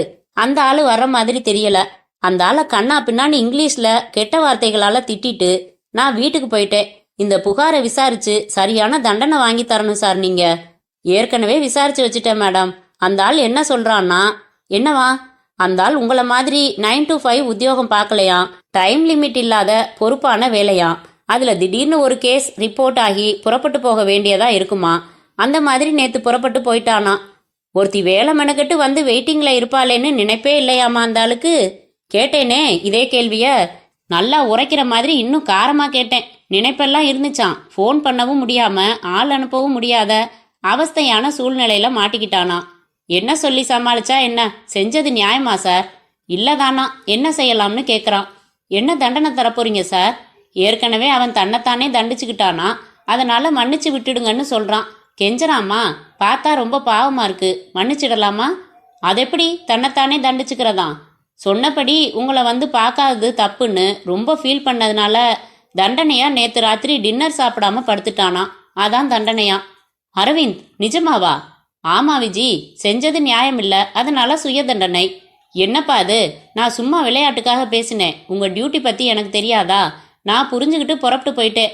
ஏன் அதை போய் சீரியஸா எடுத்துக்கிட்டு வயத்த பட்டினி போட்டீங்க? அப்பதான் அடுத்த தடவை ஏமாத்தாம இருப்பேன். ஆனாலும் டூ மச். இந்த மாதிரி ஹார்ட்டை டச் பண்ற மாதிரி ஏதாச்சும் செஞ்சு என்னை ரொம்ப சின்னவளாக்கிடுறீங்க அரவிந்த். உங்களுக்கு ஈக்குவலானவளா நான்னு ஒரு காம்ப்ளெக்ஸே உருவாகிடுது அரவிந்த். சி, என்ன பேச்சு இது? இன்னைக்கு மத்தியானம் லஞ்சு சேர்ந்து சாப்பிடலாமா? ஓ ஆஃபீஸ்லேயே வெயிட் பண்ணு, நான் வந்து பிக்கப் பண்ணிக்கிறேன். சரி, நான் விளையாட்டாக தான் பேசினேன், ஒன்றும் கோபம் இல்லையே. அது கூட புரியாதா விஜி? ஃபோனை வைக்கிறதுக்கு முன்னாடி ஒன்று சொல்வியே. I love you Aravind. அத்தியாயம் 8. உங்க வீட்டில் என்ன சொன்னாங்க கஸ்தூரி? அம்மா தான் கொஞ்சம் தயங்கினாங்க. கல்யாணத்துக்கு முன்னாடி நிச்சயமான பொண்ணு மாப்பிள்ளையும் வெளியில சந்திக்கிறது பேசுறது இதெல்லாம் ரொம்ப தப்புன்னாங்க. ஆனா அப்பா அவங்கள கன்வின்ஸ் பண்ணினாரு. காலம் மாறிடுச்சு, 2 பேரும் படிச்சவங்க, எப்படி டீசெண்டா பழகுறதுன்னு அவங்களுக்கு தெரியும். கல்யாணத்துக்கு முன்னாடி ஒருத்தர் நல்லா புரிஞ்சுக்கிறது நல்லதுதான்னு சொன்னாரு. பரவாயில்லையே, என் மாமனார் 95க்கு ரொம்ப மேட்சிங்கா இருக்காரே. அது சரி, அப்பா அம்மாவை விடு, தனியா மீட் பண்ணலாம்னு பக்கத்து வீட்டு போன்ல உனக்கு சொன்னதும் என்ன நினைச்ச கஸ்தூரி? ரொம்ப சந்தோஷமா இருந்துச்சு. வீட்ல அப்பா அம்மா கிட்ட சொல்லி பர்மிஷன் வாங்கிட்டு வர்றதா இல்ல வாங்காம வர்றதான்னு ஒரு குழப்பம். அப்புறம் கேட்டுட்டு பர்மிஷன் கொடுத்தா வர்றதுதான் பெட்டர்னு பட்டுச்சு. உங்க அப்பாவும் அம்மா மாதிரியே நோ சொல்லியிருந்தா என்ன செஞ்சிருப்ப? உங்களுக்கு ஃபோன் செஞ்சு நிலைமைய விலக்கி சாரி சொல்லியிருப்பேன். கஸ்தூரி, உனக்கு புடவை ரொம்ப பிடிக்குமா இல்ல மாடர்ன் ட்ரெஸ் பிடிக்குமா? சுடிதார் பிடிக்கும், அதான் இப்ப லேடிஸ் ட்ரெஸ்ன்னு ஆயிடுச்சு. அதை மாடர்ன் ட்ரெஸ்ல சேர்க்க முடியுமான்னு தெரியல. அதுல நிறைய சௌகரியம் இருக்கு, சில சங்கடங்கள் தவிர்க்க முடியும். இதையெல்லாம் விட சுடிதார் போட்டுக்கிட்டா ஒரு கான்ஃபிடன்ஸ் கிடைச்ச மாதிரி இருக்கும். அப்புறம் ஏன் இப்போ புடவை கட்டிக்கிட்டு வந்த? நீங்க என்ன நினைப்பீங்கன்னு தெரியல, அதான். உனக்கு பிடிச்ச ட்ரெஸ்ஸை நீ போட்டுக்கலாம், எனக்கு எந்த ஆட்சேபனையும் இல்லை. ஆனா 1000 சொன்னாலும் புடவையில உள்ள கவர்ச்சியும் பாந்தமும் வேற எந்த ட்ரெஸ்லையும் வராது. உன்னை பொண்ணு பார்க்க வந்தப்ப பட்டு புடவை கட்டிக்கிட்டு வந்தியே, எவ்வளவு ரிச்சா மங்களகரமா இருந்துச்சு தெரியுமா? இது சுடிதார்ல கிடைக்கவே கிடைக்காது. உண்மைதான். எதுக்கு இப்ப அதை பத்தி கேட்டீங்க? சாப்பிட்டு முடிச்சிட்டு நேரா ஒரு ஜவுளி கடைக்கு தான் போக போறோம். அங்க போய் நின்னுக்கிட்டு புடவை செக்ஷன் போகலாமா சுடிதார் செக்ஷன் போகலாமான்னு கேட்கறதுக்கு பதிலா இப்பவே கேட்டுடலாமேன்னு தான். எதுக்கு இப்ப ட்ரெஸ்? முதல்ல சந்திக்கிறோம், வாங்கி தரணும்னு ஆசையா இருக்கு. உன்னோட பேசிட்டு இருக்கிறது எனக்கு ஒரு மாதிரி த்ரில்லா இருக்கு. உனக்கு? வழக்கமா யார்கிட்டையும் சகஜமா பேசுற டைப்புனா, ஆனா இப்போ சட்டுன்னு வெக்கமும் தயக்கமும் வந்துட்டு இருக்கு. நாங்க போனதும் உங்க வீட்ல என்ன பேசிக்கிட்டீங்க? எங்க அப்பா என் கைய குலுக்கி பாராட்டி அதிர்ஷ்டக்காரின்னு சொன்னாரு. ஏனா நீங்க பண்பான அடக்கமான மாப்பிள்ளையா, நல்ல குடும்பமா. ரொம்ப தேங்க்ஸ் இவ்வளவு பெரிய அபிப்பிராயம் வச்சிருக்கிறதுக்கு. உங்க வீட்டுக்கு போய் என்ன பேசுனீங்க? என்ன எங்க பேச விட்டாங்க? எல்லாரும் சேர்ந்து என்ன கிண்டல் பண்ண ஆரம்பிச்சுட்டாங்க. கர்நாடிக் மியூசிக் கேட்கணும்னா இனிமே இவன் வெளியில அலைய வேண்டியதில்ல, அது இதுன்னு சொல்லி ஒரே கலாட்டா. கர்நாடிக் மியூசிக் ஒரு பெரிய கடல். நான் ஏதோ கொஞ்சம் கீர்த்தனை பாடுறதோட சரி, ரொம்ப விஷயஞானம் எல்லாம் இல்ல. அதனால என்ன, நீ என்ன மேடையில கச்சேரியா பண்ண போற? உன்னோட சர்டிபிகேட்ஸ் காப்பி ஒரு செட்டு தா கஸ்தூரி. எனக்கு தெரிஞ்ச கம்பெனிகள்ல சொல்லி உனக்கு ஒரு நல்ல வேலைக்கு முயற்சி பண்றேன். சரி, அடுத்த வாரம் கூட ஒரு பிரைவேட் கம்பெனில இருந்து என்னை இன்டர்வியூக்கு கூப்பிட்டுருக்காங்க. நீங்களும் ட்ரை பண்ணுங்க. அம்மா சொன்னாங்க உங்க கம்பெனிலேயே எனக்கு வேலை வாங்கி கொடுத்துடுவீங்கன்னு. அது என்னால முடியும் கஸ்தூரி, காரணமா தான் வேணான்னு நினைக்கிறேன். என்ன காரணம்? 2 பேரும் ஒரே ஆபீஸ்ல வேலை பார்க்கறதுல உள்ள சௌகரியங்களை விட சங்கடங்கள் தான் அதிகமா இருக்கிறதா நான் நினைக்கிறேன். ஒரு 8 மணி நேரம் பிரிஞ்சு மறுபடி சந்திக்கிறதுல ஒரு சுவாரஸ்யம் இருக்கு. அதே மாதிரி வேற ஆபீஸ்ல நீ முழு சுதந்திரத்தோட வேலை பார்க்கலாம்னு நினைக்கிற. கரெக்டு தான். என்ன ஏதோ கேட்க வந்து முழுங்குற மாதிரி தெரியுதே? இல்ல, ஒண்ணுமில்ல. சும்மா கேளு கஸ்தூரி. உங்க லிப்ஸ் கொஞ்சம் கருப்பா இருக்கேன்னு அம்மா சொன்னாங்க. நான் மறைக்க விரும்பல, சிகரெட் பிடிக்கிறதுண்டு. விடணும்னு தீர்மானிச்சுட்டேன். கொஞ்சம் கொஞ்சமா குறைச்சிக்கிட்டு இருக்கேன். அதை தவிர வேற எந்த கெட்ட பழக்கமும் கிடையாது. ஒரு நாளைக்கு எத்தனை சிகரெட்? 1.5 பாக்கெட். ஒரு பாக்கெட்ல எத்தனை இருக்கும்? 10. ஐயோ, தினம் 15 சிகரெட்டா? முந்தி 3 பாக்கெட்ல இருந்தேன், படிப்படியா குறைச்சி இப்போ 1.5 பாக்கெட்ல வந்து நிக்கிது. சிகரெட் பத்தி பிகேபின்னு ஒரு ரைட்டர் ஒரு கதையில மரணத்தவணை திட்டம்னு எழுதியிருப்பாரு. உண்மைதான், விட்டுடுறேன். நீ அவரோட கதையெல்லாம் படிக்கிறதுண்டா? ஓ, நிறைய படிச்சிருக்கேன். அவர் எழுதுற கிரைம் கதைகள் பிடிக்கும். அதை விட சோசியல் லவ் மேட்டர்ஸ் இன்னும் நல்லா எழுதுறாருன்னு நான் நினைக்கிறேன். அவர் கதைகள் நானும் படிச்சிருக்கேன். ஒரு விஷயம் எனக்கு சுத்தமா பிடிக்காது, வெறும் வசனங்களை மட்டும் வச்சு அப்பப்ப அவர் நாவல் எழுதுவாரு. அதுல எனக்கு சம்மதம் இல்ல. நாவலோட ஜீவன் போயிட்ட மாதிரி ஒரு ஃபீலிங். சாரி, நான் முரண்படுறேன். அப்படி எழுதுறது ஃபர்ஸ்ட் ஹாஃப்ல ரொம்ப சிரமம். ரேடியோ டிராமா மாதிரி இல்லாம எழுதணும். அந்த மாதிரி கதைகள்ல உள்ள வேகம் இருக்கே, சூப்பர் ஃபாஸ்ட் எக்ஸ்பிரஸ் தான். நம்ம லைஃபை எடுத்து பார்த்தீங்கன்னா ஒவ்வொரு சம்பவத்திலையும் பேச்சு இருக்கும். பேச்சு இல்லாத சம்பவங்கள் ஒரு 5% தான் இருக்கும். நீ என்ன சொன்னாலும் அந்த மாதிரி எழுதப்படுற நாவல் என்னை பொறுத்த வரைக்கும் புள்ளி இல்லாத கோலம் மாதிரி. புள்ளி வச்சு கோலம் போடுறது ஈஸி, புள்ளி வைக்காம கோலம் போடுறது தான் கஷ்டம். அப்படி எழுதுறது கஷ்டமா சுலபமாங்கிறது வேற. நல்லா இருக்கா இல்லையாங்கிறது தான் கேள்வி. எனக்கு பிடிச்சிருக்கு, எனக்கு பிடிக்கல. எந்த ஒரு விஷயத்துக்கும் 2 கருத்துகள் உலகத்துல இருக்கத்தான் செய்யும். உலகத்துல இருந்துட்டு போகட்டும். ஆனா நம்மளை பொறுத்த வரைக்கும் எல்லாத்துலேயும் ஒரே ரசனை, ஒரே கருத்து இருந்தா நல்லா இருக்கும்னு நினைச்சேன். பரவாயில்ல, சில ரசனைகள் மாறுபடத்தான் செய்யும். இப்போ நீங்க சிகரெட் பிடிக்கிறது எனக்கு பிடிக்கல. ஆனால் உங்களுக்கு பிடிச்சிருக்கே. நீ நல்லா பேசுகிற. நான் கொஞ்சம் லொடலொடா டைப். கொஞ்சம் இடம் கொடுத்தா பேசிக்கிட்டே இருப்பேன். வாயாடின்னு நினச்சிடாதீங்க. எல்லார்கிட்டையும் இப்படி பேசிட மாட்டேன். புரியுது. இப்படி நீ பேசுறது எனக்கு பிடிச்சிருக்கு. எனக்கு பிடிச்ச இன்னொரு பெரிய விஷயம் என்ன தெரியுமா? சுத்தம். வீடாக இருந்தாலும் சரி, ஆஃபீஸாக இருந்தாலும் சரி, சுத்தமாக இருக்கணும். குப்பை தொட்டிக்கு வெளியில் பேப்பர் கிடந்தா முதல்ல அதை எடுத்து உள்ளே போட்டால் தான் என் உறுத்தல் போகும். அதே மாதிரி நீட்டாக ட்ரெஸ் பண்ணி நீட்டாக அலங்காரம் பண்ணிக்கிட்டு இருக்கிறவங்கள பார்க்குறப்போ எனக்கு உற்சாகமாக இருக்கும். இப்போ இருக்கிற கம்பெனியில் சேர்றதுக்கு முன்னாடி வேற ஒரு கம்பெனிலேருந்து எனக்கு கூரியர் தபாலில் அப்பாயின்மெண்ட் ஆர்டர் டைப் செய்யப்பட்டிருந்த லெட்டர் ஹெட் கசங்கி போய் இங்கரெல்லாம் இருந்துச்சு. மேலே கோணலாக கிளிப்பட்டிருந்துச்சு. 8 வரி லெட்டரில் 6 டைப்பிங் மிஸ்டேக்ஸ். ஆனால் எம்டி ஸ்டைலாக கையெழுத்து போட்டிருந்தாரு. எனக்கு அந்த அப்பாயின்மெண்ட் ஆர்டரில் இருந்த அலட்சியம் பிடிக்கல. என் கருத்தை அப்படியே எழுதி லெட்டரை திருப்பி அனுப்பி வச்சுட்டேன். நம்பவே முடியல. வேலை கிடைக்கிறது எவ்வளவு கஷ்டம். மனசுக்கு பிடிக்காத இடத்துல கடமையாக வேலை செய்கிறது தப்பு கஸ்தூரி. எனக்கு பிடிக்காதது. உங்ககிட்ட இருந்து நிறைய கற்றுக்கணும்னா. அத்தியாயம் 9. Good morning sir. Good morning Sekar. என்ன, திருடுனதை ஒத்துக்கிட்டானா? இல்லை சார், நீங்கள் தான் விசாரிக்கணும். தப்பு சேகர். முதல்ல அவனுக்கு ஏதாச்சும் வாங்கிட்டு வர சொல்லுங்க. விசாரணையில் எவ்வளவு தீவிரம் வேணும்னாலும் காட்டலாம். அதே சமயம் ஒரு மனுஷ உயிருக்கு காட்ட வேண்டிய மனிதாபிமானத்தில் குறை வைக்கக்கூடாது. சரி சார். இன்னைக்கு பேப்பரில் என்ன விசேஷம்? மந்தை வெளியில் ஒரு குடும்பமே தற்கொலை பண்ணிக்கிட்டு இருக்கு சார். என்ன காரணம்? கடன் சுமையா? அப்படித்தான் லெட்டர் எழுதி வச்சிருக்காங்க. ஆனால் வேற காரணம் இருக்கலான்னு என்கொயர் பண்ணிட்டு இருக்காங்க. எத்தனை பேர்? ஒரு அம்மா, ஒரு மகன், ஒரு மகள். அந்த பொண்ணு காலேஜ் ஸ்டூடெண்டா. சினிமாவில் நடிக்கணும்னு முயற்சி பண்ணிக்கிட்டு இருந்துச்சான். என்ன சொன்னீங்க? பொண்ணு பேர் இருக்கா? இருக்கு சார், அஞ்சனா. அண்ணன் பேரு வெங்கடரமணன். ஏன் சார்? பேப்பரை கொண்டாங்க. எப்படி? ஃபோனில் யாருன்னு பாருங்க. ஹலோ. குடும்பமே விஷம் குடித்து தற்கொலை. சார், ஃபோன் உங்களுக்கு தான். Hello, inspector Aravind speaking. Good morning sir. நான் நேதாஜி பேசுகிறேன். சௌக்கியமா? என்ன விஷயம்? ஒன்றும் இல்லை. பேப்பர் பார்த்தீங்களா? நம்ம படத்தில் புக் பண்ணுறதா இருந்த கதாநாயகி குடும்பத்தோட தற்கொலை பண்ணிட்டு இருக்கா. பாவம், கடன் சுமையா. பார்த்தேன். அதுக்கென்னவா? அன்னைக்கு அனாவசியமாக என் மேலே சந்தேகப்பட்டு அந்த பொண்ணுக்கு கிடைக்க வேண்டிய ஹீரோயின் சான்ஸை கெடுத்துட்டீங்க நீங்கள். இல்லைன்னா இப்படி கடன் சுமை காரணமா குடும்பமே தற்கொலை பண்ணிக்க வேண்டியதா இருக்குமா? என்னமோ ஆபத் பாந்தவன் மாதிரி வந்து நின்னீங்களே. கடைசி வரைக்கும் காப்பாற்ற வேணாமா சார்? தற்கொலைக்கான உண்மையான காரணம் சரியா தெரியாத வரைக்கும் அதை பற்றி பேசக்கூடாது. அதான் விவரமா லெட்டர் எழுதி வச்சுட்டு செத்துருக்காங்களே. இன்னும் என்ன உண்மையான காரணம் தெரியணும். ஒருவேளை இப்படி ஏதாச்சும் நடந்திருக்கலாமா சார்? எப்படி? அந்த பொண்ணு தான் சும்மா கல்கத்தா ரசகுல்லா மாதிரி கும்முன்னு இருக்குமே. எவனாச்சும் பெரிய புள்ளி அவன் மேல குறி வச்சு சினிமாவில் வர்ற மாதிரி தன் ஆளுங்களை விட்டு சாமர்த்தியமா கடத்திட்டு வர சொல்லி கதற கதற கற்பழிச்சிருப்பானோ?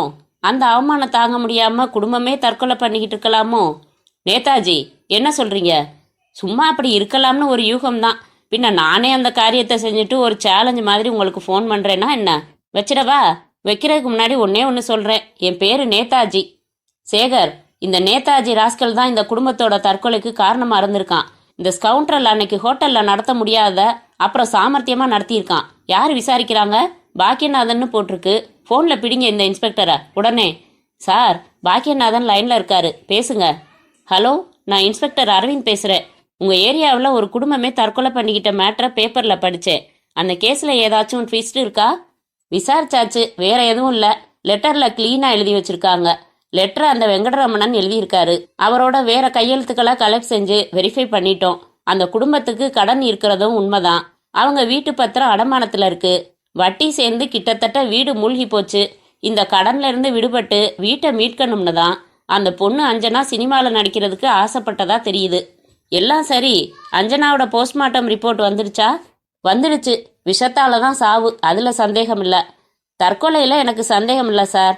அதுக்கான காரணத்துல எனக்கு ஒரு சந்தேகம் உண்டு. அஞ்சனா உடம்புல ஏதாச்சும் காயங்கள், பலாத்கார அடையாளங்கள் இருந்துச்சா? ரிப்போர்ட்ல இருக்கா? கழுத்துக்கிட்ட ஒரே ஒரு கீறல் இருக்கு. ஆனா அது புது கீறல் இல்ல. 4-5 நாள் முன்னாடி ஏற்பட்டு காஞ்சு ஆறிப்போன கீறல். தலைவாடுற சீப்பே சமயத்துல அது மாதிரியான காயங்களை உண்டாக்கிடும். அந்த அஞ்சனாவை யாரோ கடத்திட்டு போய் பலவந்தமா கற்பழிச்சிருக்கலாம். அந்த அவமானம் தாங்காம குடும்பமே தற்கொலை செஞ்சிருக்கலாம். விசாரிச்ச வரைக்கும் அப்படி எதுவும் சந்தேகம் ஏற்படலையே. ஏன் அப்படி சொல்றீங்க நீங்க? 10 நாள் முன்னாடி ஒரு ஸ்டார் ஹோட்டல் காட்டேஜில் சினிமா சான்ஸ் கேட்டு அஞ்சனாவும் அவள் அண்ணனும் சிவபிரகாசம்னு ஒரு ப்ரொடியூசரை மீட் செஞ்சாங்க. அந்த ஆள் பொண்ணோட அண்ணனை சாமர்த்தியமாக கழட்டி விட்டுட்டான். வெளியில் வந்த அண்ணனுக்கு தன் தங்கச்சி கற்புக்கு பங்கம் வந்துருமோன்னு பயம் வந்துருச்சு. எனக்கு ஃபோன் செஞ்சான். நான் போய் பார்த்தப்போ அந்த பொண்ணு கலங்கி நின்னான். கேட்டா நடிப்புன்னா அந்த பெரிய மனுஷன் ஆக்சுவலா சினிமா எடுக்கல, ஆனா எடுக்கிறதா என்கிட்ட போய் சொன்னான். அந்த ஆபத்தான சூழ்நிலையில இருந்து அஞ்சனாவை நான் காப்பாத்தினேன். அதே ஆசாமி அப்புறம் வன்மமா செயல்பட்டிருக்கலாம்னு நினைக்கிறேன். ஏன்னா அந்த மாதிரி செயல்படக்கூடிய பணபலமும் ஆள் பலமும் திடமும் அந்த ஆளுக்கு இருக்கு. இப்போ கொஞ்சம் முன்னாடி அதே ஆள் எனக்கு ஃபோன் செஞ்சு பேப்பர்ல நியூஸ் பார்த்தீங்களான்னு நக்கலா ஒரு சவால் மாதிரி விசாரிக்கிறான். நீங்க அந்த ஆளை கண்டிப்பா விசாரிக்கணும். கேஸை அவசரப்பட்டு முடிச்சிடாதீங்க. ஓ, இப்படி ஒரு கோணம் இருக்காதுல்ல. யாரா இருந்தாலும் விடக்கூடாது சார். வாழ வேண்டிய 2 பேரு ஒரு அம்மா அநியாயமா சாகிறது சின்ன விஷயம் இல்ல. சொல்லுங்க சார், யார் இந்த ஆளு? நேதாஜி. யாரு? மந்திரி பையன் நேதாஜியா? ஆமா. விளையாடுறீங்களா சார்? நான் உசுரோட இருக்கிறது உங்களுக்கு பிடிக்கலையா? நேதாஜியை ஒரு கற்பழிப்பு கேஸில் சம்மந்தப்படுத்தி விசாரிக்கிறதா? ஏன், அவன் மகானா?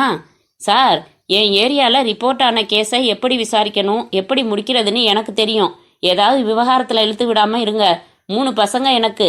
நிம்மதியா இருந்துகிட்டு இருக்கேன். நீங்களும் நிம்மதியா கெடுத்துக்காதீங்க. வச்சிடுறீங்களா? சார், காக்கி சட்டைக்கு அர்த்தம் தெரியுமா உங்க? வச்சிட்டாரா சார்?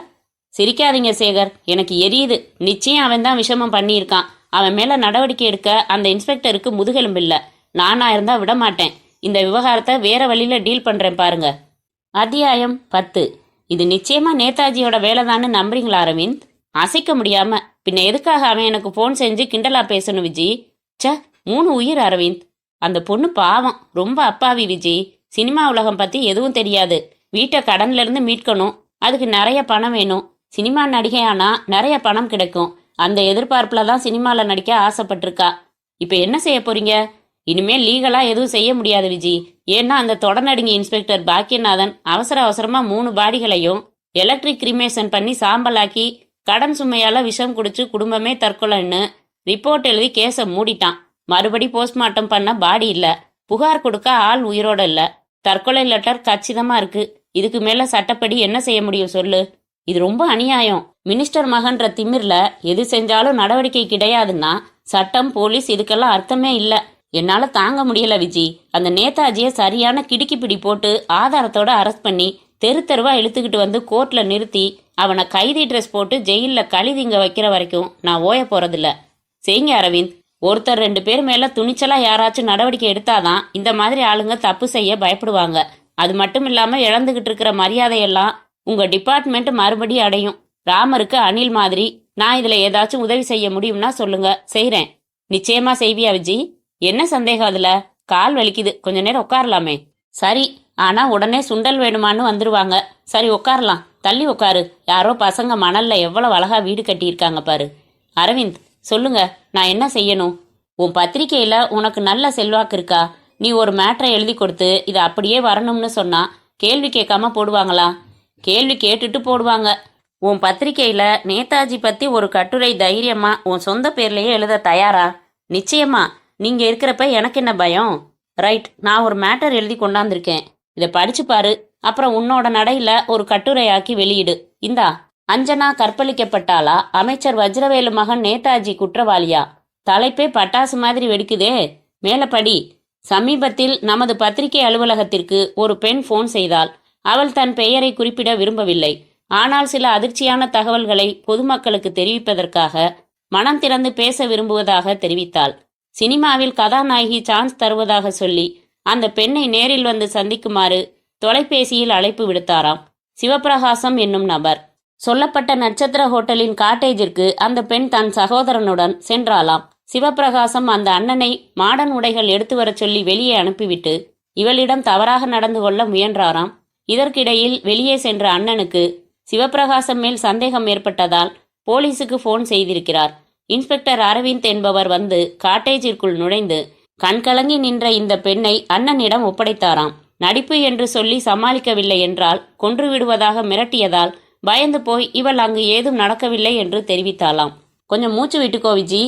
போனில் பேசிய முதல் நாள் இவள் திடீரென்று சில நபர்களால் வலுக்கட்டாயமாக கடத்தி செல்லப்பட்டாளாம்.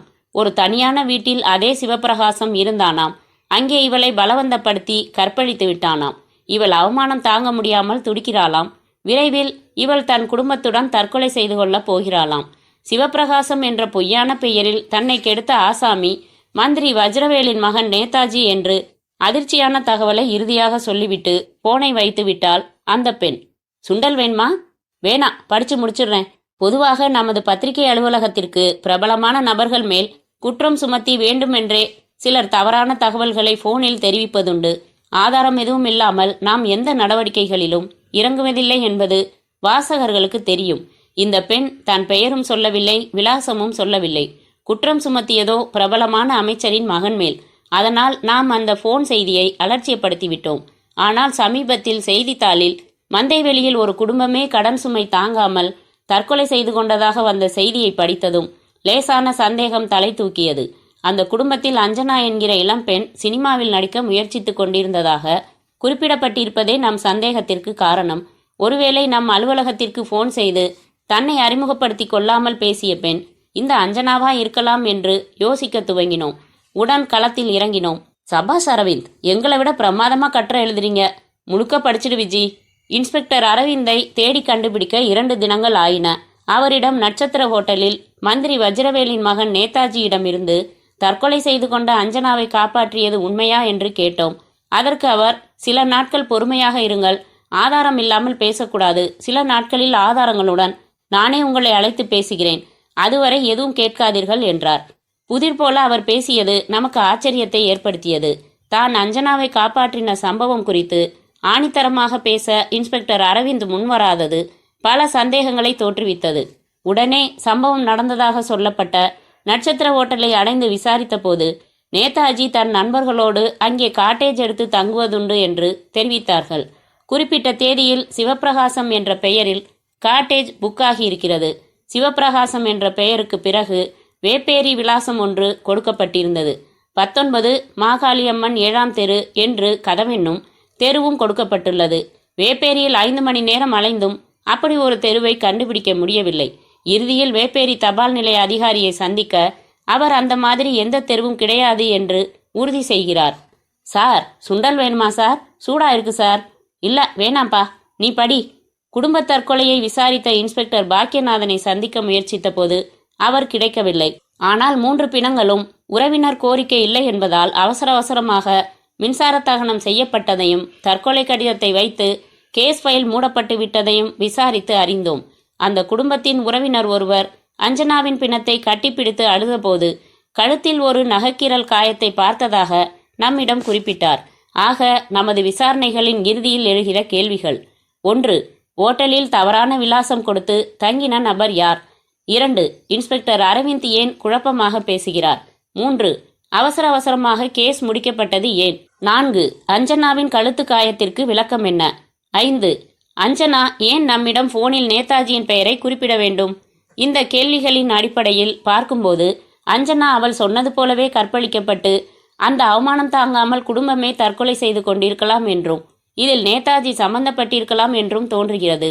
இந்த வழக்கை விசாரித்த இன்ஸ்பெக்டர் பாக்கியநாதனையும் இன்ஸ்பெக்டர் அரவிந்தையும் உயர் அதிகாரிகள் தீவிரமாக விசாரித்தால் அதிர்ச்சியான உண்மைகள் கிடைக்கலாம் என்று கருதுகிறோம். எக்ஸலண்ட் அரவிந்த், இதுல ஒரு வார்த்தை கூட மாற்ற வேண்டிய அவசியம் இல்லை. இந்த கட்டுரையை அப்படியே என் பேர்ல வர்றதுக்கு ஏற்பாடு பண்ணிடுறேன். சரி, கட்டுரை வெளியானதும் என்ன நடக்கும்னு எதிர்பார்க்குறீங்க? ஒரு பரபரப்பை ஏற்படுத்தும் விஜி. எதிர்கட்சிக்காரங்க மேடைகள்ல கிழிக்க ஆரம்பிச்சிடுவாங்க. நிஜமாவே உயர் அதிகாரிகள்ல சின்சியரா இருக்கிறவங்க என்னை கூப்பிட்டு விசாரிச்சா நான் நடந்ததெல்லாம் சொல்வேன். நேதாஜி மேல மக்களுக்கு நிச்சயமா ஒரு சந்தேகத்தை ஏற்படுத்தும் இந்த கட்டுரை. இப்போதைக்கு இதுதான் என்னால செய்ய முடியும். அத்தியாயம் 11. வணக்கம் சார், வாங்க உட்காருங்க. என்ன சாப்பிட்றீங்க? பரவாயில்ல சார், இந்த சூழ்நிலையில நீங்க பேட்டி கொடுக்க சம்மதிக்க மாட்டீங்கன்னு தான் நான் நினைச்சேன். அவநம்பிக்கையோட தான் ஃபோன் செஞ்சேன். நீங்க உடனே வாங்கன்னு சொன்னதும் என்னால நம்பவே முடியல சார். ஏன், இப்ப சூழ்நிலையில என்ன பிரச்சனை? உங்க மேல கற்பழிப்பு குற்றம் சுமத்தி சுட்டும்விழி பத்திரிகையில வந்திருக்கிற கட்டுரையால ஒரே பரபரப்பா இருக்கிற சூழ்நிலையா சொன்னேன். சொன்னா கோச்சுக்க கூடாது. உங்கள மாதிரி சில பத்திரிகைக்காரங்க தான் நேர்மையா எழுதுறீங்க. பல பேர் பத்திரிகை தர்மத்தை காத்துல பறக்க விட்டுட்டு ஏதாச்சும் பரபரப்பு உண்டு பண்ணி பத்திரிகை விற்பனையை ஏத்தணும்னு கைக்கு வந்ததை எழுதுறாங்க. அந்த பத்திரிகை கட்டுரையை நான் மதிக்க தயாரா இல்ல. அந்த கட்டுரையில எழுதப்பட்டிருக்கிறதெல்லாம் பொய்ன்னு சொல்றீங்களா? படு சுத்தமான பொய். குண்டூசி முனை அளவுக்கு கூட அதுல உண்மை இல்ல. அந்த பத்திரிகை மேல நான் மான நஷ்ட ஈடு வழக்கு போடுறது சம்பந்தமா என் வக்கீல கலந்து ஆலோசிச்சுக்கிட்டு இருக்கேன். குறிப்பிட்ட அந்த ஹோட்டல்ல நீங்க காட்டேஜ் எடுத்து தங்குற வழக்கம் உண்டா இல்லையா? உண்டு, ஓய்வுக்காக அங்க தங்குறதுண்டு. குறிப்பிட்ட அந்த தேதியில நான் பெங்களூர்ல இருந்தேன். ஒரு ரேஸ் குதிரைய 11 லட்சம் கொடுத்து வாங்குறதுக்காக விலை பேசிக்கிட்டு இருந்தேன். என்னால் அதை நிரூபிக்க முடியும். அஞ்சனா ஏன் ஃபோனில் உங்கள் பேரை குறிப்பிடணும்? அஞ்சனா அந்த பத்திரிக்கைக்கு ஃபோன் செஞ்சு பேசினதுக்கான ஆதாரம் இருக்கா? கற்பனையா எது வேணும்னாலும் சொல்லலாமே. அந்த கட்டுரையை எழுதின விஜிங்கிற பொண்ணு எனக்கு ஃபோன் செஞ்சு இப்படி ஒரு கட்டுரையை வெளியிடாமல் இருக்கணும்னா நான் 2,00,000 ரூபாய் தரணும்னு மிரட்டினதா சொல்கிறேன். இதை நீங்கள் மறுக்க முடியுமா? இன்ஸ்பெக்டர் அரவிந்த் உங்களுக்கு பாதகமாக பேசியிருக்காரே, அதுக்கு காரணம் இருக்கு. அவர் கொஞ்ச நாள் முன்னாடி என்னை சந்திச்சு பேசினாரு. நான் எங்கள் அப்பா கிட்ட சொல்லி அவருக்கு ஏஎஸ்பி ப்ரமோஷனுக்கு சிபாரிசு செய்யணும்னாரு. நான் அதெல்லாம் முடியாது, எங்கள் அப்பாவுக்கும் சிபாரிசு பிடிக்காதுன்னு பிடிவாதமாக மறுத்துட்டேன். அவருக்கு அந்த கோபம் பத்திரிகைக்காரங்க விசாரிக்க போனப்ப பழி சுமத்துற மாதிரி பேசிட்டாரு. சிவபிரகாசங்கிற பேரில் தங்கினது யாரா இருக்கலாம்? அது எனக்கு எப்படி தெரியும்? அந்த ஆள் கொடுத்துருக்கிறது பொய் அட்ரஸாமே. அதுக்கு நான் என்ன செய்ய முடியும்? அஞ்சனா தற்கொலை விவகாரம் மேலே மறு விசாரணை வரும்னு நினைக்கிறீங்களா? தெரியல. வந்தா எனக்கு என்ன? வந்தா உங்களை போலீஸ்காரங்க விசாரிப்பாங்க இல்லையா? கைது செய்யலாம், கோர்ட்டில் வழக்கு போடலாம். அது எப்படி காரணம் இல்லாமல் ஒரு நிரபராதியை கைது செய்வாங்க? வழக்குன்னு வந்தா சந்திக்க தயாரா இருக்கேன். நான் எந்த குற்றத்திலையும் சம்மந்தப்படலைன்னு நிரூபிக்க தயாரா இருக்கேன். ரொம்ப தேங்க்ஸ் சார். நாளைக்கு இந்த பேட்டி பேப்பரில் வருது சார். அப்படியே போட்டுடலாம் இல்லையா? தாராளமா. அத்தியாயம் 12. கஸ்தூரி, மணி 11 ஆகுது, படுக்கல? இல்லம்மா, நாளைக்கு இன்டர்வியூவில் நல்லா ஸ்கோர் பண்ணி வேலை வாங்கிடணுமா. இன்னும் கொஞ்ச நேரம் படிச்சுட்டு படுத்துக்கிறேன். நீ தூங்குமா. காப்பி போட்டு தரட்டுமா? வேணாம்மா, ரொம்ப நேரம் முழிக்காத. அப்புறம் காலையில் இன்டர்வியூக்கு போகிறப்போ ஃப்ரெஷ்ஷாக இருக்காது. சரிம்மா. நாளைக்கு மாப்பிள்ளை வாங்கி கொடுத்த சேலையை கட்டிக்கிட்டு போ. ராசி எப்படி இருக்குன்னு பார்க்கலாம். சரி, என்னை படிக்க விடுமா. கல்யாணமாகி நீ போயிட்டா இந்த வீடே வெறிச்சுன்னு போயிடும். யார்கிட்ட நான் பேசுவேன்? உள்ளூர்ல தானே வாழ போறேன். நினைச்சா 1 மணி நேரத்துக்குள்ள சந்திச்சிடலாம். அப்படி இருக்கிறப்பவும் புலம்பறியே. உனக்கு புரியாதுடி. நீ உன்னை பெத்து அதை வளர்த்து கட்டி கொடுத்து பிரியற நேரத்துல தான் புரியும். சரிம்மா, உன் படிப்பை கெடுக்கிறேன், நீ படி. இல்லம்மா, நீ பேசுமா. படிச்ச வரைக்கும் போதும். பேசுமா. என்ன பேசணுமோ பேசு. தைரியமா பேசுறேனே ஒழிய என் மனசுலையும் தவிப்பு இருக்காதா? புது வீடு, புது மனுஷங்கன்னு நான் புது சூழ்நிலைக்கு அட்ஜஸ்ட் ஆகணும். ஏம்மா பொண்ணுங்களுக்கு மட்டும் இந்த பிரிவு தண்டனை? எந்த அநியாயக்காரன் இப்படி ஒரு பழக்கத்தை ஆரம்பிச்சு வச்சான்? இன்னைக்கு நேத்தா நடக்குது. அதையெல்லாம் ஆராய்ச்சி பண்ணிட்டு இருக்காம போற இடத்துல பொறுமையா நடந்துக்கணும் கஸ்தூரி. உன் பொண்ணுக்கு அரட்டை அடிக்க தெரியுமே ஒழிய கோவப்பட தெரியாதுமா. கவலைப்படாத. நீ படிக்கிறத கெடுத்துட்டே. அதை விடு, ஏற்கனவே படிச்சதுதான். இன்னும் ஏதாச்சும் சொல்லுமா. அத்தியாயம் 13. Hello, Aravind here. Good morning. ராத்திரி 12 மணி 10 நிமிஷத்துக்கு குட் மார்னிங் சொல்றது தானே முறை? என்னங்க வேணும் நேதாஜி? கில்லாடியா நீ? என் குரலை வச்சே கண்டுபிடிச்சிட்டியே. தூக்க கழகத்துல கூட உன் மூளை சுத்தமா வேலை செய்தே. என்ன வேணும்னு கேட்டேன். 17-18 வயசுல ஒரு பொண்ணு வேணும், அனுப்ப முடியுமா? What nonsense. பின்ன என்னையா, என்ன விஷயம்னு கேட்கறத விட்டுட்டு என்ன வேணும்னு கேட்டா இப்படித்தான் லொல்லு பேச தோணுது. எனக்கெல்லாம் இருட்டுனதுக்கு அப்புறம் தான் வாழ்க்கையே ஆரம்பம். 4 ரவுண்டு உள்ள போனதும் நடுராத்திரி ஆனாலும் பரவாயில்ல, உன்னை கூப்பிட்டு நலம் விசாரிக்கலாம்னு தோணுச்சு. சௌக்கியமா தம்பி அரவிந்த்? ரொம்ப சௌக்கியம். உங்களுக்கு உடம்பு எப்படி இருக்கு? இது சவடாலா கேட்குற கேள்வி இல்லைங்க நேதாஜி. நானும் பதில் மரியாதைக்கு நலம் விசாரிச்சேன். குசும்பு பிடிச்ச ஆள்பாணி. ஆமா, பத்திரிக்கையில் என் பேட்டியை பாத்தியா? அதை படிச்சுட்டு எதிர்கட்சிக்காரங்க வாயையும் அதையும் பொத்திக்கிட்டானுங்க பாத்தியா? அந்த பொண்ணு விஜி உன்னோட செட்டப்பாமே. மரியாதையா பேசுங்க. சாரிப்பா, லவ்வரா? நம்ம பாஷையில செட்டப்பு. அந்த கட்டுரை யோசனையே நீதான் கொடுத்துருப்ப இல்ல? பாக்கியநாதனுக்கு ஃபோன் செஞ்சு என்ன விசாரிக்க சொன்ன நீ. இதுவும் செய்வ, இதுக்கு மேலையும் செய்வ. அது சரி, அதென்ன என்ன பிடிச்சு உள்ள போடுறதுக்கு உனக்கு அவ்வளவு துடிப்பு? சட்டத்தை மீறி செயல்படுறவன் எவனா இருந்தாலும் இதே துடிப்போட தான் நான் செயல்படுவேன். ஏன்பா அரவிந்த், இன்னும் உனக்கு டிரான்ஸ்ஃபர் உத்தரவு வரலையே, ஏன்னு யோசிச்சியா? யோசிச்சேன். இந்த நேரத்தில் என்ன டிரான்ஸ்ஃபர் செஞ்சா அந்த கட்டுரையோட எதிரொலியா எடுக்கப்பட்ட பழிவாங்கும் நடவடிக்கைன்னு டவுசரை நினச்சிக்காம ஒன்றுக்கு போக தெரியாதவன் கூட சொல்லுவான். சொன்னா சொல்லிட்டு போறான். பொதுமக்கள் சொல்றதுக்கெல்லாம் மரியாதை கொடுத்தா எங்க ராஜாங்கம் நடக்குது? காரணம் அது இல்ல தம்பி. கடமை உணர்ச்சியோட துடிக்கிற உன்னோட புத்திசாலித்தனம் எனக்கு பிடிச்சிருக்கு. உன்னை சீண்டி பார்க்கணும், உன்னோட இந்த விளையாட்டை தொடர்ந்து நடத்தணும்னு எனக்கு ஆசையா இருக்கு. அதனாலதான் விட்டு வச்சிருக்கேன். இல்லன்னா இந்நேரம் பூ பறிக்கிற மாதிரி சத்தமே இல்லாம உனக்கு வேற ஒரு பதவி கொடுத்துருப்பானுங்க நம்ம பசங்க. நேதாஜி, உயிரோட மதிப்பு தெரியுமா உங்களுக்கு? 3 உயிர். எப்படி மனசு வந்துச்சு உங்களுக்கு? இரக்கமே இல்லையா உங்க மனசுல? உலக போர்கள்ல எத்தனை லட்சம் பேர் செத்தாங்க. அரசாங்கம் செஞ்சா அது ராணுவ நடவடிக்கை, நான் செஞ்சா மட்டும் இரக்கமில்லாத நடவடிக்கையா? ஆக்சுவலா நானா செஞ்சேன். பணம் தர்றேன்னே, நெக்லஸ் தர்றேன்னே கேட்டாலா? பாத்ரூமுக்கு போய் 10 நிமிஷம் குளிச்சா பாவமெல்லாம் போயிருக்கும். அதை விட்டுட்டு இவளை யாரு வீட்டுல சொல்ல சொன்னது? அவங்கள யாரு விஷம் குடிக்க சொன்னது? மனுஷனா பிறந்தா எதையும் சந்திக்கிற துணிச்சல் வேணும். அந்த துணிச்சல்ல தான் நீங்க செஞ்ச தப்பையெல்லாம் தைரியமா பேசிட்டு இருக்கீங்களா நேதாஜி? இந்த டெலிஃபோன் பேச்சு பூரா டேப் ஆகிட்டு இருக்கு தெரியுமா? அட போப்பா, ஒரு போலீஸ்காரன்கிட்ட அதுலேயும் என்ன சிக்க வைக்கணும்னு கங்கணம் கட்டிக்கிட்டு இருக்கிற போலீஸ்காரன்கிட்ட பேசுகிறப்ப அவன் இந்த மாதிரி குசும்பெல்லாம் செய்வான்னு யோசிக்காமையா பேசுவேன்? எந்த கோர்ட்டில் டேப் கேசட்டை ஒரு வலுவான ஆதாரமாக எடுத்துக்கிட்டு இருக்காங்க சொல்லுப்பா. நீ என்கிட்ட வந்து உன் ப்ரொமோஷன் பற்றி பேசின மாதிரி நான் ஒரு டேப்பு ரெடி பண்ணி வச்சுருக்கேன். அப்படியே உன் குரலில் பேசி கொடுத்தான்ப்பா ஒருத்தன். என்ன சொல்கிற அதுக்கு? என்ன பேச்சையே காணோம்? நேதாஜி, உங்களை சரியான ஆதாரங்களோட உள்ள தள்ளாமல் நான் ஓய மாட்டேன். ட்ரை பண்ணு கண்ணா, அதான் விளையாடி பார்த்துடலாம்னு சொல்லிட்டேனே. தூங்கு, பெல் அடிக்குது, போய் கதவை திறக்கணும். ஃபோன் பண்ணியிருந்தேன், பாப்பா வந்திருக்கும். 16 வயசு பாப்பா, டென்ஷன் ஆகாத. ரேப் இல்லை, தொழில் பாப்பா. வச்சிடவா? Good night. சி, மறுபடி குட் மார்னிங் சொல்லணும் இல்லை? அத்தியாயம் 14. May I come in sir? Yes, good morning sir. Good morning, உட்காருங்க. உங்கள் பேர்? கஸ்தூரி சார். நீங்கள் வேலைக்கு வர வேண்டிய அவசியம் என்ன? நான் ஒரே பொண்ணு தான் சார். எங்கள் அப்பா சென்ட்ரல் கவர்மெண்ட்டில் வேலை பார்த்து ரிட்டையர் ஆனவர். நல்ல பென்ஷன் வருது, அதனால என் குடும்பத்தில் வறுமை இல்லை. அது காரணமாக நான் வேலைக்கு வரல. எனக்கு கல்யாணம் நிச்சயமாகி இருக்கு சார். இன்னும் 3 வாரத்தில் கல்யாணம். என்னை கல்யாணம் பண்ணிக்க போறவருக்கு சம்பளம் குறைவு, அதனால குடும்பம் நடத்த வருமானம் பத்தாதுங்கிறதுக்காகவும் நான் வேலைக்கு வர விரும்பல. பின்ன என்ன காரணமா? என்னோட திறமைகள் அடுப்படியில் வெந்து போயிடக்கூடாதுன்னு நினைக்கிறேன் சார். நான் படித்த படிப்புக்கும் கற்றுக்கிட்ட விஷயங்களுக்கும் ஒரு உபயோகம் இருக்கணும். என் சொந்த காலில் நிற்கிற சந்தோஷம் வேணும். என்னால் சம்பாதிக்க முடியுங்கிற கம்பீரம் வேணும். அதனால தான் நான் வேலைக்கு வர விரும்புகிறேன். Very good. அப்போ சந்தோஷம், கம்பீரம் இதெல்லாம் போதுமா? சம்பளம் வேணாமா? Just for joke. இந்த கம்பெனியோட முழு பேரும் சொல்ல முடியுமா? VN enterprises private limited. இந்த கம்பெனியில் என்ன பிஸ்னஸ் பண்ணுறோம்? பிரபலமான பல மது வகைகளுக்கு ஸ்டேட் ஏஜென்சி எடுத்து மாநிலம் பூராவும் சப்ளை பண்ணுறீங்க சார். ஒரு மது டீலிங் நிறுவனத்தில் வேலை பார்க்குறதுல உங்களுக்கு எந்த தயக்கமும் இல்லையே?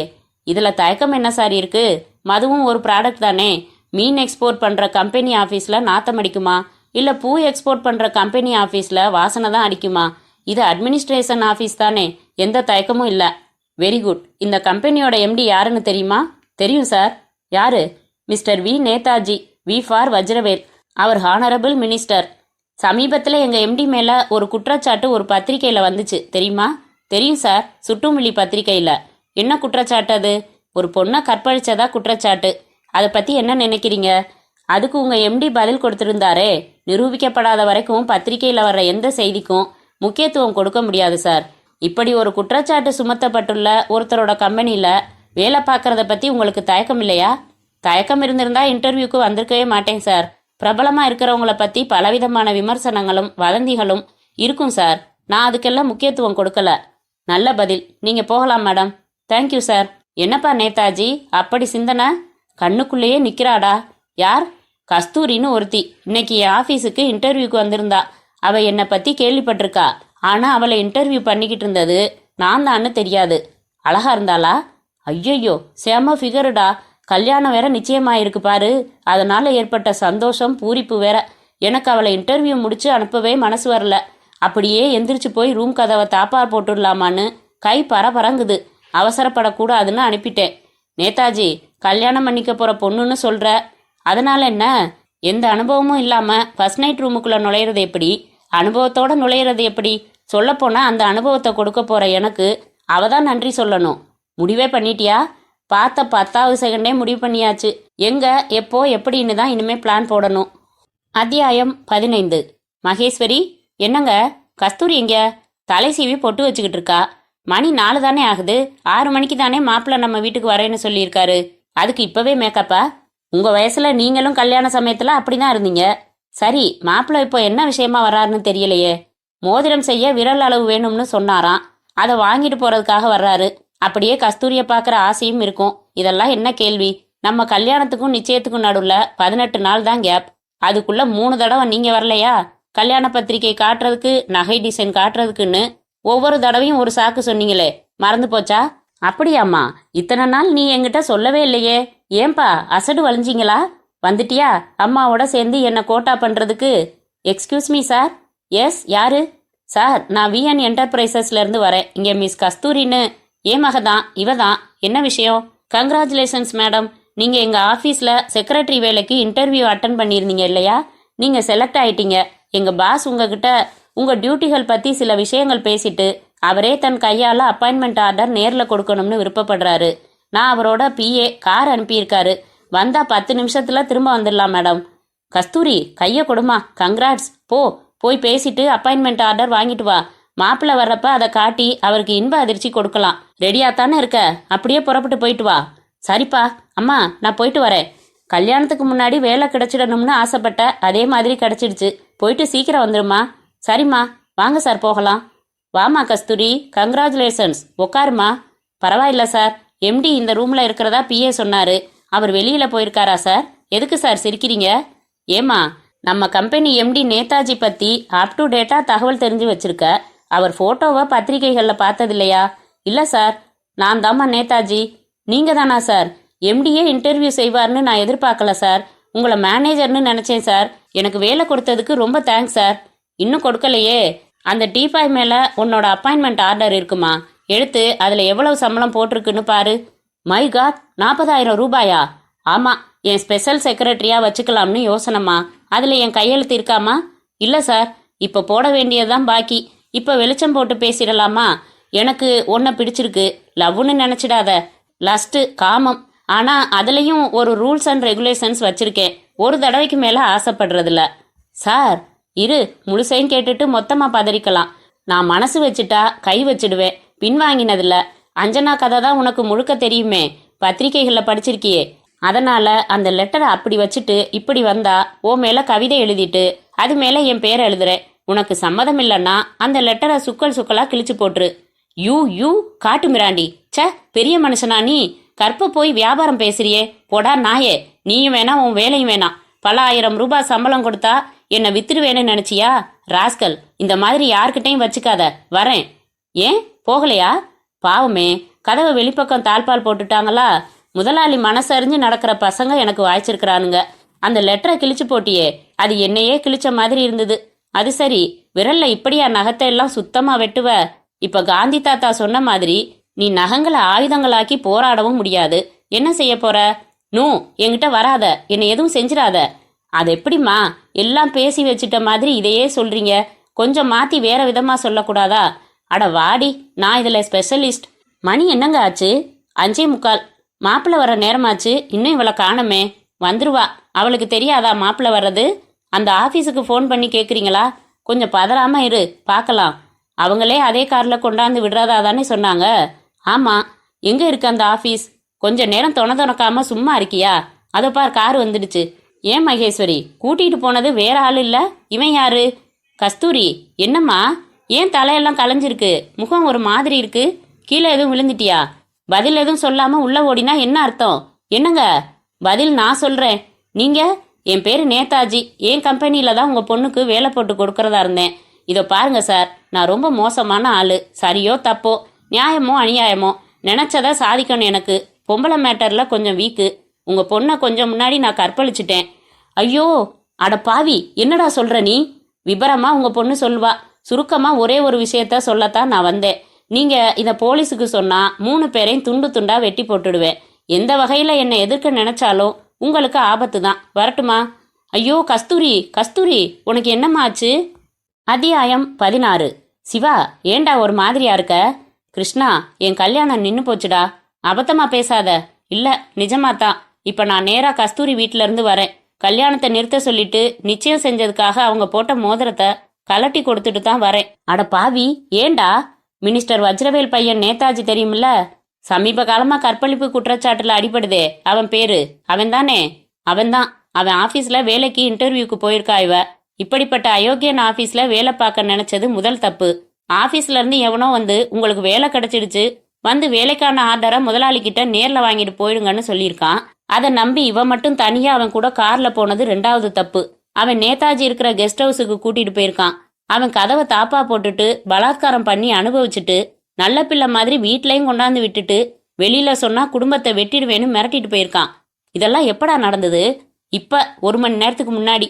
நான் எதேச்சியா இன்னைக்கு அவங்க வீட்டுக்கு வரதா சொல்லியிருந்தேன். கல்யாண பத்திரிகை டிசைன் காட்டிட்டு வரலாம்னு போனா இளவு வீடு மாதிரி உட்காந்து அழுதுகிட்டு இருக்காங்க. கஸ்தூரி பிரம்ம பிடிச்சவ மாதிரி அப்படியே உட்காந்துடுச்சு. கொஞ்சம் கொஞ்சமா முழுங்கி எல்லாத்தையும் சொன்னாங்க. நல்ல வேளை சரியான நேரத்துல நான் போயிட்டதால என்கிட்ட எதையும் மறைக்க முடியல. எல்லாத்தையும் சொல்ல வேண்டியதா போயிடுச்சு. 2 நாள் விட்டிருந்தா நடந்ததை அப்படியே மூடி மறைச்சிருப்பாங்க. டேய், அந்த பொண்ணு பாவம் இல்ல? பாவம்தான், மனசுக்கும் கஷ்டமா தான் இருக்கு. அதுக்காக வருத்தப்படலாம். இப்படி ஆனதுக்கு அப்புறம் வாழ்க்கை கொடுக்க முடியுமா? அந்த பொண்ணு விரும்பி கெட்டு போகலையே சிவா. நல்லா இருக்கே கதை. விரும்பி கெட்டா என்ன, விரும்பாம கெட்டா என்ன? கெட்டாச்சு இல்ல. கெட்டு போனது அவ தலையெழுத்து. கெட்டு போனவளை கட்டிக்கணும்னு எனக்கு தலையெழுத்தா? ஒரு பவுடர் டப்பா வாங்கினா கூட பார்த்து பார்த்து வாங்குவேன். ஒரு சின்ன நசுங்கல் இருந்தா கூட திருப்பி கொடுத்துடுவேன். தன்னையே இழந்திருக்கா. நான் எப்படி கட்டுறது? போய் அந்த நேதாஜி காலில் விழுந்து தாலி கட்ட சொல்ல வேண்டியதுதான் வழி. நீ கல்யாணத்தை நிறுத்த சொன்னதுக்கு கஸ்தூரியோட அப்பா அம்மா எதுவும் சொல்லலையா? இப்ப நீ கேட்ட மாதிரி தான் அவங்களும் கேட்டாங்க. உனக்கு சொன்ன பதிலத்தான் அவங்களுக்கும் சொன்னேன். அழுதாங்க, என் காலை பிடிக்க வந்தாங்க. நான் மட்டும் இல்ல, எந்த ஆம்பளைக்கும் மனசு வராதுன்னு சொல்லிட்டு வந்துட்டேன். என்னடா அப்படி பாக்குற? வெறுமனே நிச்சயமானதோட நிக்கல உங்க உறவு. 2 தடவை சந்திச்சு பேசியிருக்கீங்க, போன்ல பேசியிருக்கீங்க. அதையெல்லாம் நீயே என்கிட்ட சொல்லியிருக்க. இப்போ சடார்னு உதறிட்டியே. கல்யாணம் பண்ணிக்க போற பொண்ணுங்கிற ஆசையில பேச மாட்டாங்களா யாரும்? இப்படி ஒண்ணு நடக்கும்னு யார் எதிர்பார்த்தது? இந்த மாதிரி ஒரு சூழ்நிலை உனக்கு ஏற்பட்டாதான் தெரியும். எல்லாம் பேசலாம். தியாக செம்மல்னு பேர் வாங்குறதுக்காக தாலி கட்டிட்டு அப்புறம் வாழ்க்கை பூரா உறுத்தல்ல அவதிப்படுறது யாரு? நான் செஞ்சது சரிதான். அத்தியாயம் 17. ஹலோ, இன்ஸ்பெக்டர் அரவிந்த் இருக்காரா? ஸ்பீக்கிங். சொல்லுங்க நேதாஜி. என்ன? ஒண்ணுமில்ல, வழக்கம் போல உன்னை சீண்டலாம்னு ஒரு ஆசை. நீ ஒழுக்கத்துல நேர்மையில பெரிய ஆளு. உன்னை சர்ச்சு பாதிரியார் மாதிரி மனசுல நினைச்சுக்கிட்டு ஒரு பாவ மன்னிப்பு கேட்கணும்னு ஆசைப்படுறேன். கிண்டல் எல்லாம் வேணாம். விஷயம் என்னன்னு சட்டுன்னு சொல்லுங்க. நான் ஒரு பொண்ணை கற்பழிச்சிட்டேன் தம்பி. பாவி, வெத்தலை போட்டேங்கிற மாதிரி சாதாரணமா சொல்றியே. பதறாத. பொண்ணு பேரு கஸ்தூரி.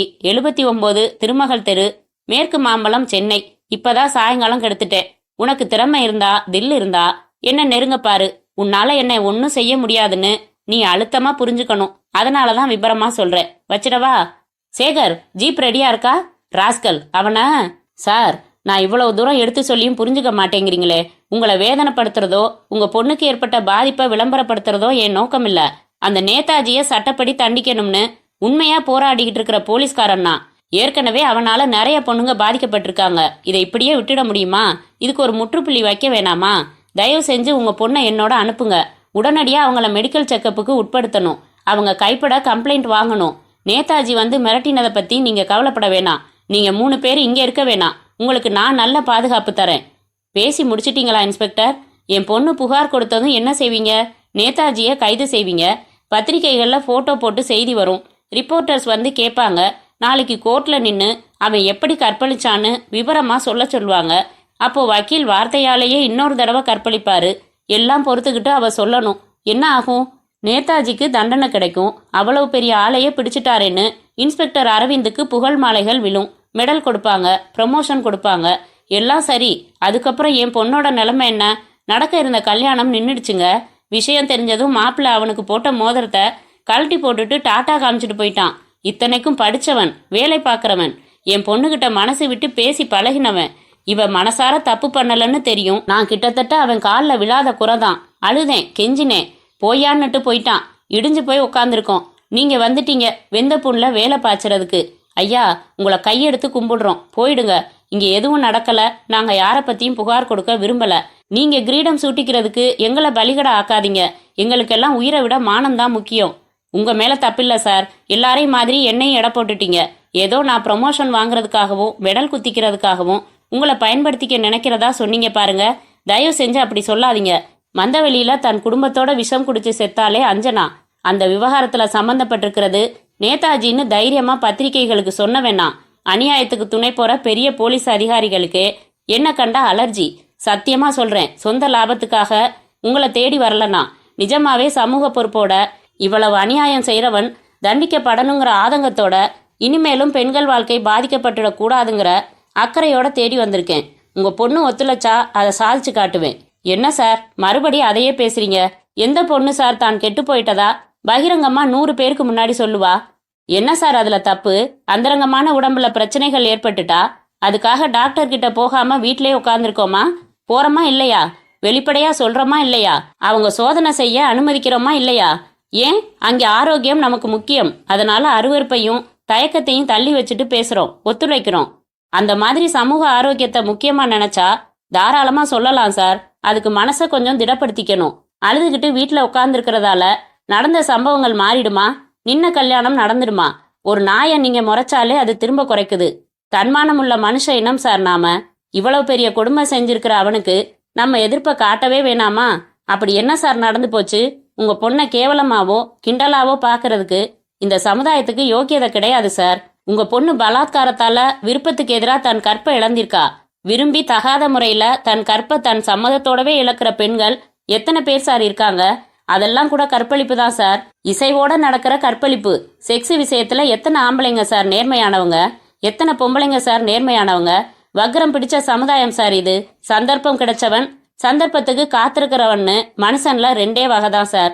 சந்தர்ப்பம் கிடைச்சாலும் தப்பு பண்ணாதவங்கிற வகையில மனுஷங்க ரொம்ப கம்மி தான் சார். அதனால உங்க மகளுக்கு நடந்ததை விபத்தா நினைக்கணும், கேவலமா நினைக்க தேவையில்லை. அது வெளியில சொல்றதுக்கு தயங்க வேண்டிய விஷயம் இல்ல. இப்படித்தான் இருக்கு இந்த சமுதாயம்னு வெளிச்சம் போட்டு காட்டுற சமூக சேவை சார் அது. அதை கேட்கிற சமுதாயம் தான் சார் வெக்கப்படணும். இப்படியெல்லாம் நடக்க விட்டு கைகட்டி வேடிக்கை பார்க்குற நீதித்துறையும் அரசாங்கமும் தான் சார் வெக்கப்படணும். ரைட்டு, ரொம்ப அழகா பேசுனீங்க. இதையே மேடையில போய் பேசுங்க, எல்லாம் ஜோரா கைத்தட்டுவாங்க. ஆபரேஷன் பண்ற டாக்டருக்கு எப்பவும் வலிக்கிறது இல்லைங்க, வலி நோயாளிக்கு தான். எவ்வளவு சொன்னாலும் எங்க வேதனையும் நிலைமையும் உங்களுக்கு புரியாது. போயிட்டு வரீங்களா? சார், நான் உங்க பொண்ணை சந்திச்சு பேசலாமா? சாரி, நான் அனுமதிக்க முடியாது. அப்பா, நீ எங்கம்மா இங்க வந்த? நீ உள்ள போ முதல்ல. இல்லப்பா, இவர் பேசினதெல்லாம் நான் கேட்டுக்கிட்டு தான் இருந்தேன். அவர் சொன்னதெல்லாம் நியாயமா படுதுப்பா. நேதாஜி மாதிரியான மிருகங்களை ஊர்ல விட்டு வைக்க கூடாதுப்பா. என்ன மாதிரி இனிமே வேற பொண்ணுங்க வாழ்க்கை சீரழிய கூடாது.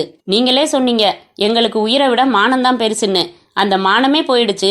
இனிமே உயிரை பத்தி நான் கவலைப்பட தயாரா இல்ல. என் உயிரே போனாலும் சரி, அந்த நேதாஜிக்கு சரியான தண்டனை கிடைக்கிறதுக்கு இவரோட ஒத்துழைக்கிறதுன்னு நான் முடிவு செஞ்சுட்டேன். சபாஷ், இதுதாங்க சரியான தீர்மானம். சும்மா இருங்க இன்ஸ்பெக்டர்.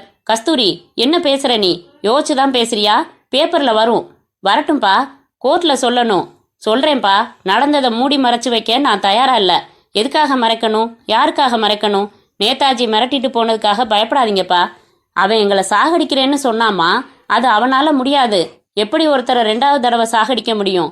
உனக்கு இப்படி ஒன்று நடந்ததை தெரிஞ்சதுமே நாங்க மனசளவுல செத்தாச்சுமா. நான் எங்களுக்காக கவலைப்படல, நான் ஒன்ன நினைச்சுதான் கவலைப்படுறேன். சார், உங்க பொண்ணு உயிருக்கு எதுவும் ஆகாம பாத்துக்க வேண்டியது ஏன் பொறுப்பு. அவ்வளவுதான் உங்களால முடியும். ஏன் கவலை அது இல்ல. என்னையும் இவ அம்மாவையும் விடுங்க. நாங்க வாழ்ந்து முடிச்சவங்க, ஈஸ்வரன் கூப்பிட்டா போறதுக்கு தயாரா இருக்கிறவங்க. அவளுக்கு என்ன சார் வயசு?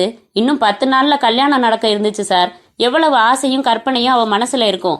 அசிங்கத்தை மிதிச்ச மாதிரி பார்த்துட்டு கல்யாணத்தை கேன்சல் பண்ணிட்டு போயிட்டான் அந்த படிச்ச புடுங்கி. அவனை சொல்லி என்ன பண்றது?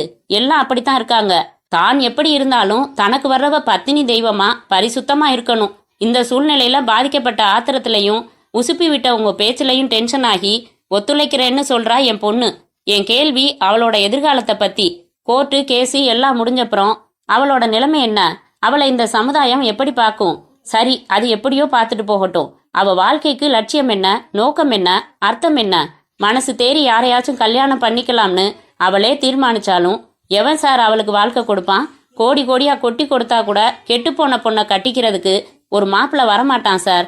அவளோட எதிர்காலத்துக்கு ஒரு பதில சொல்லிட்டு தாராளமா நீங்க புகார் வாங்குங்க, வழக்கு போடுங்க. ஏன் சார் பேச்சடைச்சு போய் நின்னுட்டீங்க? உங்களால கண் கலங்கத்தான் முடியும், ஆறுதல் சொல்ல முடியும். வேற என்ன செய்ய முடியும்? பதில் சொல்லுங்க சார். சார், இப்ப இந்த நிமிஷம் உங்க பொண்ணு நெத்தியில குங்குமம் வைக்க எனக்கு அனுமதி கிடைக்குமா? என்ன சொல்றீங்க சார்? உணர்ச்சி வசப்பட்டு சொல்லல, யோசனை பண்ணித்தான் சொல்றேன். சமூக நீதிக்காக போராடுறவன் வெறும் வாய்ப்பேச்சோட நிறுத்திக்க கூடாது, செயல்லையும் காட்டணும். நேதாஜிக்கு தண்டனை வாங்கி கொடுத்தப்புறம் என் பெண்ணோட நிலைமை என்னன்னு கேட்டீங்களே, ரொம்ப நியாயமான கேள்வி. அதுக்கு விடை தேடாம என் லட்சியத்தை அடையக்கூடாது. உங்க பொண்ணுக்கு நடந்தது ஒரு விபத்து தான். எந்த உறுத்தலும் இல்லாம என்னால உங்க பொண்ணோட வாழ முடியும். அம்மா, சாமி மாடத்துல இருக்கிற குங்குமச்சிமிழை எடுத்துக்கிட்டு வரீங்களா? அத்தியாயம் 18. வாயா இன்ஸ்பெக்டர், எனக்கு தெரியும் நம்மோட மோதி பார்த்து களைச்சு போய் ஒரு நாள் பல்லு இழிச்சுக்கிட்டு என் முன்னாடி வந்து நிப்பன்னு தெரியும். அடச்சி, வாய முடுறா நாயே. தலைவர் பேரை வச்சுக்கிட்டு அக்கிரமம் பண்ணிக்கிட்டு இருந்த தருதல பையல, எந்திரிடா. இத பாத்தியா? இதுக்கு பேர் தான் அரெஸ்ட் வாரண்ட்னு சொல்றது. என்ன முழிக்கிற? கஸ்தூரி இப்ப ரொம்ப பத்திரமா என் பொறுப்புல இருக்கா. நீ தகிடு தத்தம் பண்ணிடுவன்னு சொல்லி நேரா மேஜிஸ்ட்ரேட் கிட்ட கூட்டிட்டு போய் அவர் முன்னால முழு ஸ்டேட்மெண்ட்டும் கொடுக்க வச்சுட்டேன். Medical report ready. உன்னோட அதிகாரத்துக்கும் ஆள் பலத்துக்கும் என்னைக்கும் எல்லாரும் பயந்துகிட்டு இருப்பாங்கன்னு நினைச்சியா? வாடா மவனே, டின் கட்டுறதுனா என்ன, லாடம் கட்டுறதுனா என்னன்னு விபரமா சொல்லித்தரேன். புறப்படுறியா தம்பி? டேய், பாத்துக்கிட்டு நிக்கிறீங்களேடா. எவனாச்சும் கிட்ட வந்தா சுடுவேன். காலில் கூட சுட மாட்டேன், மார்லேயே சுடுவேன். டிபார்ட்மெண்ட்டுக்கு எப்படி பதில் சொல்றதுன்னு எனக்கு தெரியும். நடடா. இரு, நான் என் வக்கீல கன்சல்ட் செய்யணும். வக்கீலு என்ஜினியர் என்ன, உங்க அப்பன் டிஐஜி யார வேணாலும் கூப்பிடு. இப்ப இல்ல, ஜெயில்ல இருந்துட்டு கூப்பிடு. ஒரு முடிய கூட பிடுங்க முடியாதபடிக்கு கேஸ் பிரேம் பண்ணியிருக்கேன். வாடா பண்ணாட. ஆ, ஐயோ, சாம்பிளுக்கே கதறினா எப்படி? பலத்தை பூரா உனக்கு வெளியில வச்சிருக்கியே ஒழிய உடம்புக்குள்ள காணமே. ஏறுடா ஜீப்ல. விஜி, என்னை மன்னிச்சிட்டேன்னு ஒரு வார்த்தை சொல்லு ப்ளீஸ். உன் மௌனம் என் குற்ற உணர்ச்சியை இன்னும் அதிகப்படுத்துது. உன்னை பொறுத்த வரைக்கும் நான் செஞ்சது துரோகம்தான். ஆனா மனசு பதைச்சு ஒரு அப்பா கேட்ட கேள்விக்கு எனக்கு அப்ப அந்த பதில் தான் தெரிஞ்சுது. பாவம் விஜி, கஸ்தூரி, அவளை யார் கல்யாணம் பண்ணிக்குவா? அவளுக்கு நடந்ததை பெருசுப்படுத்தாத, அதை ஒரு பொருட்டா நினைக்காத பெருந்தன்மை மிக்க மனசோட இருக்கிற ஒருத்தன் தான் அவளுக்கு வாழ்க்கை கொடுக்க முடியும். அந்த மனசு என்கிட்ட இருக்கு. அந்த மாதிரி மனசு இருக்கிற ஒருத்தனை தேடி கண்டுபிடிச்சு அவளுக்கு கட்டி வைக்கிறேன்னு நான் கொடுக்கற எதிர்கால நம்பிக்கையை விட அதை நானே செஞ்சு வாழ்க்கை கொடுக்கறது தான் நியாயம்னு எனக்கு பட்டுச்சு.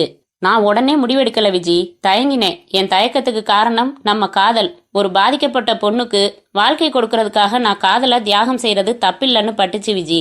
ஒரு நல்ல நோக்கத்துக்காக எத்தனையோ பேர் உயிரையே தியாகம் செய்யலையா? நான் காதலைத்தானே தியாகம் செஞ்சேன். என்னை புரிஞ்சுக்கிட்டு அந்த தியாகத்துல நீயும் பங்கெடுத்துக்க கூடாதா? நாளைக்கு தீர்ப்பு முடிஞ்சதும் கோயில்ல கஸ்தூரிக்கு நான் தாலி கட்டுறேன். என்னை நீ மன்னிச்சா எங்களை ஆசீர்வாதம் செய்யணும். பேசு விஜி, என்னை நீ மன்னிக்க மாட்டியா? உன்னை பொறுத்த வரைக்கும் நான் துரோகிதானா? இல்ல Aravind, you are great. Sir, நீங்க தான் இன்ஸ்பெக்டர் அரவிந்தா? ஆமா, என்ன வேணும் தம்பி? ஒரு அக்கா இந்த லெட்டரை உங்ககிட்ட கொடுக்க சொன்னாங்க. அரவிந்த், என்ன எழுதியிருக்கு? யார் எழுதியிருக்கா? கஸ்தூரி எழுதியிருக்கா. நீயே படிச்சு பாரு விஜி. மனிதாபிமானம் மிக்க இன்ஸ்பெக்டர் அரவிந்த் அவர்களுக்கு கஸ்தூரி எழுதியது. என்னை போல பல பெண்களின் வாழ்க்கையை பாதித்த கொடுமைக்காரனுக்கு சட்டப்படி தண்டனை வாங்கி கொடுத்து விட்டீர்கள். பாராட்டுக்கள். பாதிக்கப்பட்ட எனக்கு வாழ்க்கை தர முன்வந்த உங்கள் தியாக உள்ளத்திற்கும் என் பாராட்டுக்கள். தியாகம் என்றால் அதற்காக இப்படியா? உங்கள் காதலையே வா தியாகம் செய்வீர்கள்? நீங்களும் உங்கள் நேசத்திற்குரிய விஜியும் பேசிக் கொண்டிருந்ததை நான் கேட்க நேர்ந்ததற்கு இறைவனுக்கு நன்றி சொல்ல வேண்டும். உங்கள் காதல் மாளிகையை இடித்து தள்ளி அதன் சிதிலங்களின் மேல் நம் இல்லற வீட்டை நிர்மாணிப்பது நியாயமா? பருந்தின் பசிக்கு உணவாக கோழி குஞ்சை கொடுப்பது தர்மமா? என்னை வாழ வைக்க காதலை சாகடிப்பது சரியில்லை சார். நீங்களும் விஜயும் திருமணம் செய்து கொண்டு சந்தோஷமாக இருங்கள். என்னை பற்றி கவலைப்பட வேண்டாம். நான் நொந்து போய் விரக்தியில் தற்கொலை செய்து கொள்ள மாட்டேன். இதே சமுதாயத்தில் வாழ்வேன். தலை நிமிர்ந்து வாழ முடியும் என்கிற நம்பிக்கையை, மனோதிடத்தை என்னுள் விதைத்திருக்கிறீர்களே, அது போதும். எல்லா ஆண்களும் அயோக்கியர்கள் என்று ஒட்டுமொத்தமாக வசைப்பாட முட்டாள்தனம் எனக்கில்லை. ஒரு உதாரண புருஷனாக நீங்கள் இல்லையா? என் வாழ்க்கைக்காக கவலைப்பட்டு துடித்த என் அப்பா இல்லையா? எனக்கு நீதி வழங்கிய நீதிபதி இல்லையா? நீங்கள் எல்லாம் அதே வர்க்கம்தானே. அதனால் உங்களை போன்ற பக்குவ சிந்தனை உள்ள, என்னை புரிந்து கொள்ளும் ஏற்றுக்கொள்ளும் இன்னொரு ஆண்மகன் எனக்கு கிடைக்காமலா போய்விடுவான்? நம்பிக்கையோடு கண்டிப்பாக காத்திருப்பேன். உங்கள் இனிய வாழ்க்கைக்கு என் வாழ்த்துக்கள். விஜி, நீ என்ன சொன்னியே? நான் இல்லம்மா, கஸ்தூரி தான் கிரேட். எப்பவுமே நான் மனசுல ஒரு சவால் வச்சு வெறியோட அதை நோக்கி செயல்படுவேன். ஜெயிப்பேன். நேதாஜியை அரெஸ்ட் செய்யணும்னு அப்படித்தான் ஒரு சபதம் மாதிரி நினைச்சு செயல்பட்டேன். இப்போ அதே மாதிரி ஒரு சின்ன சபதம் வச்சுக்கலாமா விஜி? என்ன? கஸ்தூரிக்கு ஒரு சரியான வாழ்க்கை துணையை தேடி கொடுத்தப்புறம்தான் நம்ம கல்யாணம். என்ன சொல்ற? நிச்சயமா. முற்றும்.